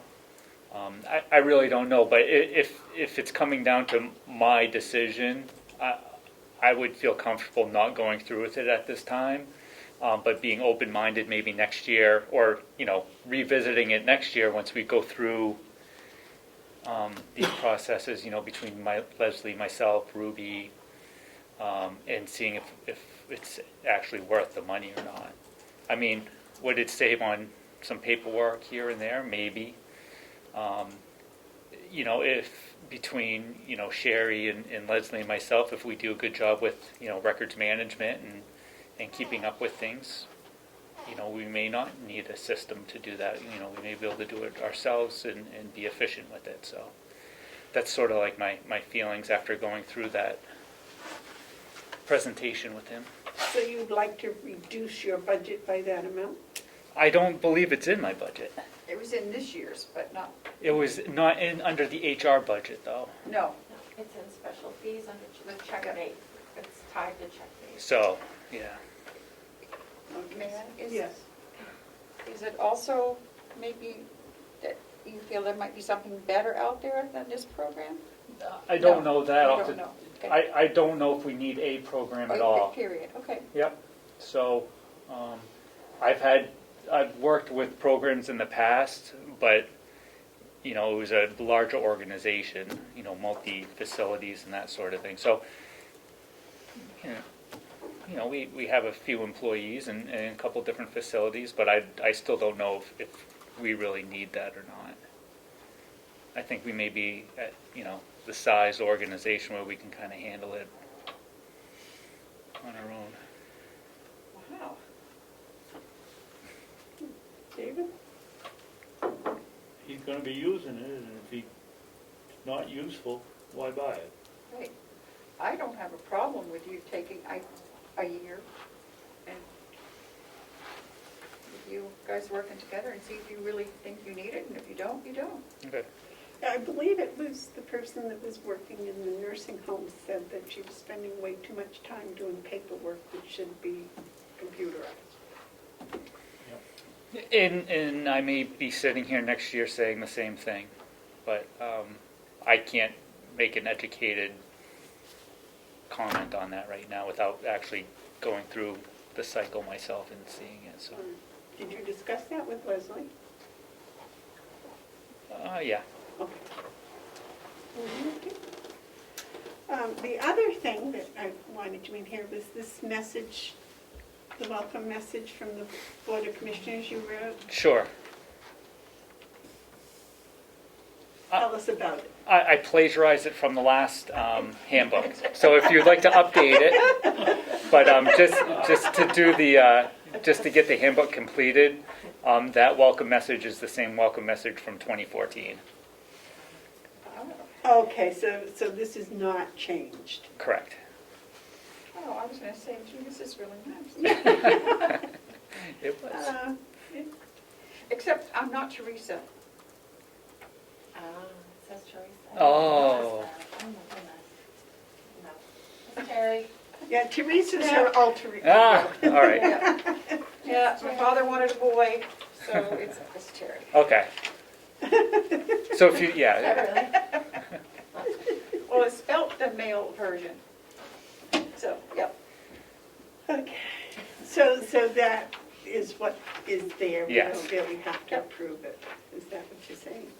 Well, the sign-off sheet it's signing off on the entire book, but right, On the entire book? right. Once if you approve of the new handbook by signing that sheet, I'll scan that in, and that'll be the book. And Could we see the new handbook before we approve it? sure, I left copies in your mailboxes a couple weeks ago in the blue Yep. folders. Okay. That would be this. Yes. Ah. Yep. Have you perused it? I've looked at it. Yeah. My concern is, we've had some situations here where we haven't adhered to the policy in the current book. And we're told that if we didn't, if that became the new standard for going down the road. And you've said that once we get the new handbook done, that's the starting, that Yep. data right there. Is that true? Yes. You're sure of that? Yes, so, say we have a policy from 2017 or whatever, and we made a mistake and didn't follow it, that sort of set the new precedent, and we have to treat everybody equally based upon that.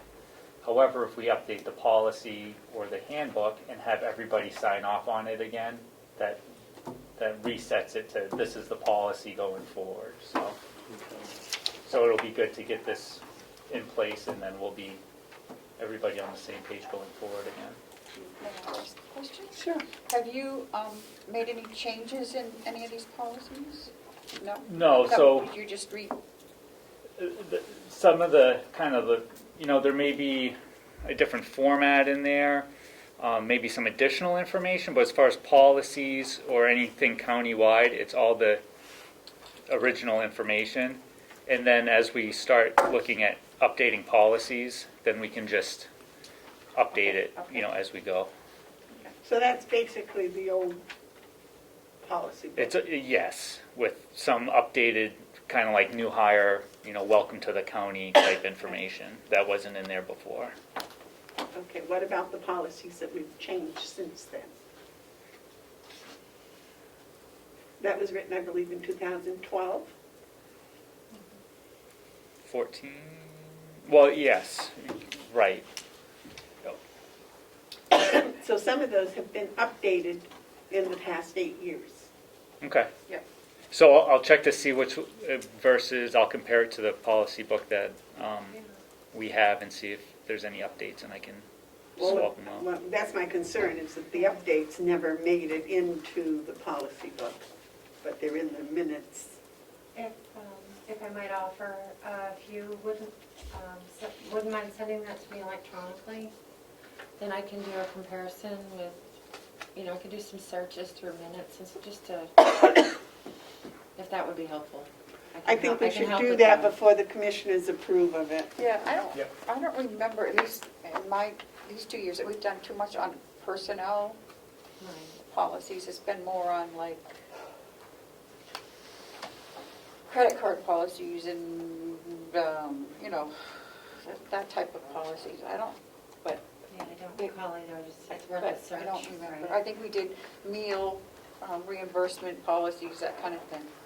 But I can double check it Double and check, yeah. finalize for next Wednesday. Perfect. Just make sure, And- because anything that we have changed should be in the new. In the new. And it may have been updated along the way, but. Yeah, don't know. So I like it. Madam Chair, so you have budget, and you've got your next 2 meetings are really budget. Do you think you'll be able to review and slide this in next week?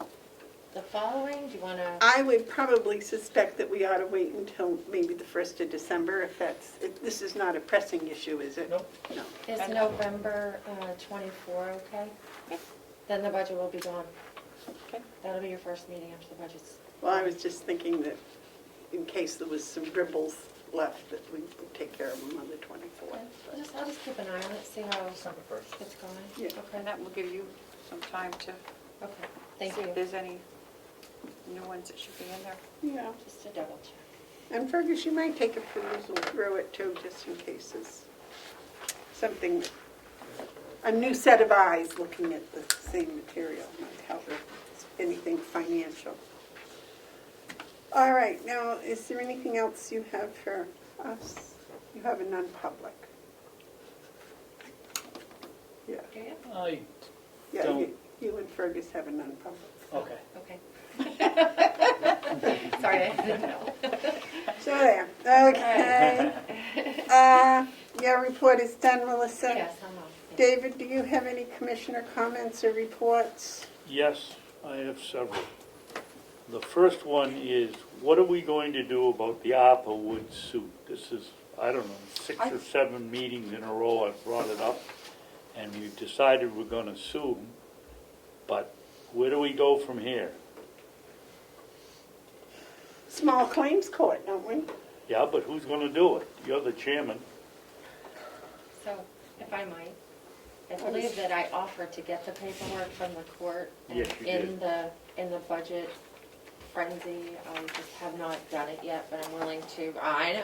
Oh, my goodness, lady, what have you been doing? I'm Maybe sure we that could- is something that you'd like to, one of those, between now and the end of the year, get taken care of.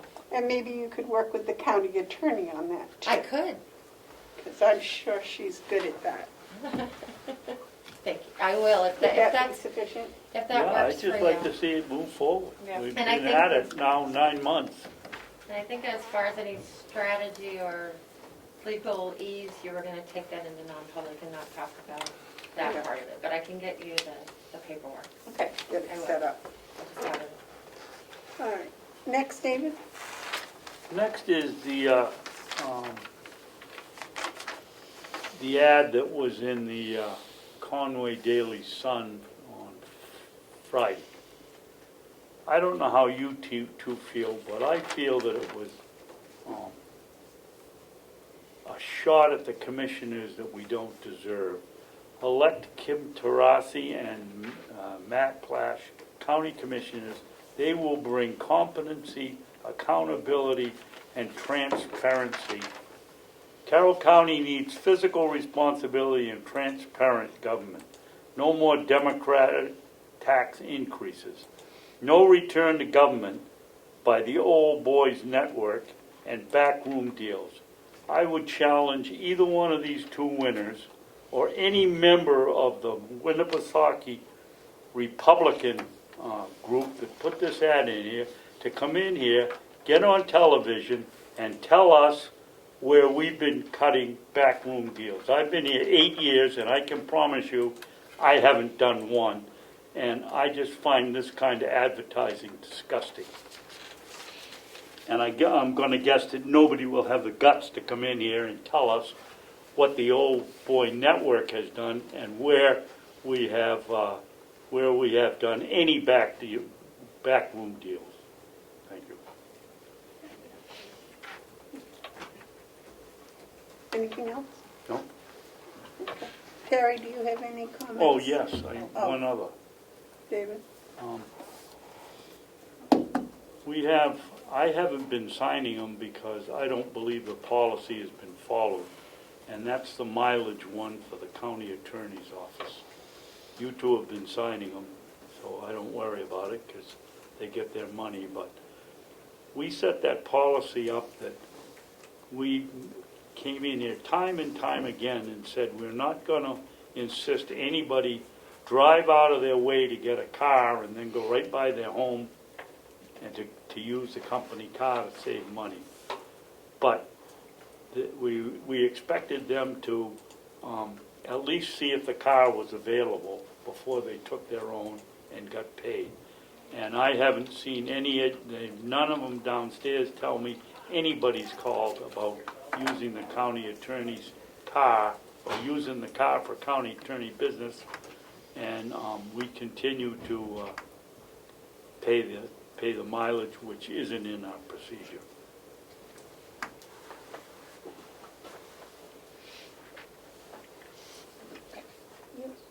Are we talking about specifically the county attorney, her, or the staff, or both? The of- policy is if you're going to go and Right. travel, if you're going to get personal mileage, that you have to come here first and find out whether there's a car available, and if there isn't, then we'll pay your mileage, or if we're forcing you to go out of your way to pick the car up.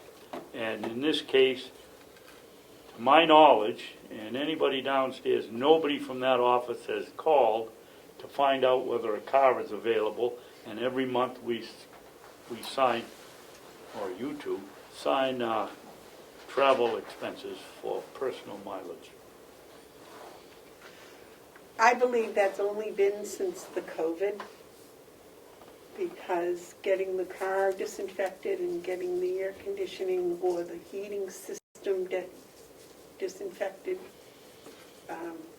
I know myself, I used the car one day, and I was when I turned on the heat, which I had to because it was extremely cold that day, my first reaction when I got blown in the face with that was, how on earth did they disinfect this system? And I believe that's been the county attorney's concern, that the car is not a safe place right now during the COVID. I never thought of that. Tell you the truth. I mean, I didn't think about that, but yeah, it makes sense. It makes sense, but still we should be following the policies if we have them. If they're not going to do it, then write us and tell us they're not going to do it. Okay. I will ask the county attorney to write a request not to do it, and I think she may have thought that verbally stating that was sufficient. What? I think that she thought maybe that verbally stating something like that was sufficient. But Well, if that's you'd the like first it, I've heard of it. if you'd like that in writing. No, I don't need it in writing, but I'd like to have some explanation for it if it's verbal.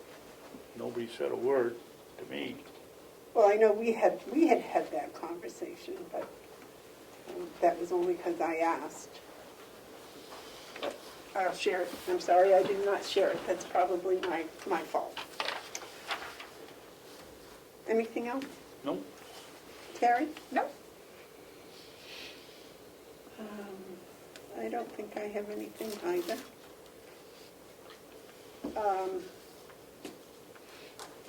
So David, I think you want to do the media questions before or after the non-public? Doesn't matter. Okay, public has left, so we don't have any public input, right? No problem. Okay, no public input. Would you read us into non-public, please? And don't forget, I've got one here that came up today in the meeting. Right, and I have two. May I have another one too? I didn't before, but now I do. Okay, in which session one is under what? Two is under what? Reputation. Three Number one is- is C. Okay. Pardon me? One I is was just C. repeating, I was being a parrot, sorry. One is C for reputation. One is C, okay. Two is, Is there one for hiring terminations? yeah, Yep. that's A, is that right? Hiring and terminations. Dismissal, yeah. A is- yeah, A, okay. A is And terminations, but three B is is hiring. reputation. Which one is that? A, So, Yeah, C, or C? C. C is reputation. Okay, C. I'll make a motion, we go into non-public session under RSA 91A dash capital A, colon 3, Roman 2, parentheses A, parentheses C, that's session 1. Session 2 will be under parentheses A, and the number 3 will be under, again, C. Do you want me to read those off, or not necessary, is it? I don't know, does the law say we have to read them off? I think No. if we just tell them what section of the law we're in under, that's all we have to do, but. Oh, that's my motion. I'll second that. Roll call, please. Commissioner Babson? Yes. Commissioner Bebar? Yes. Commissioner McCarthy? Yes. Thank you.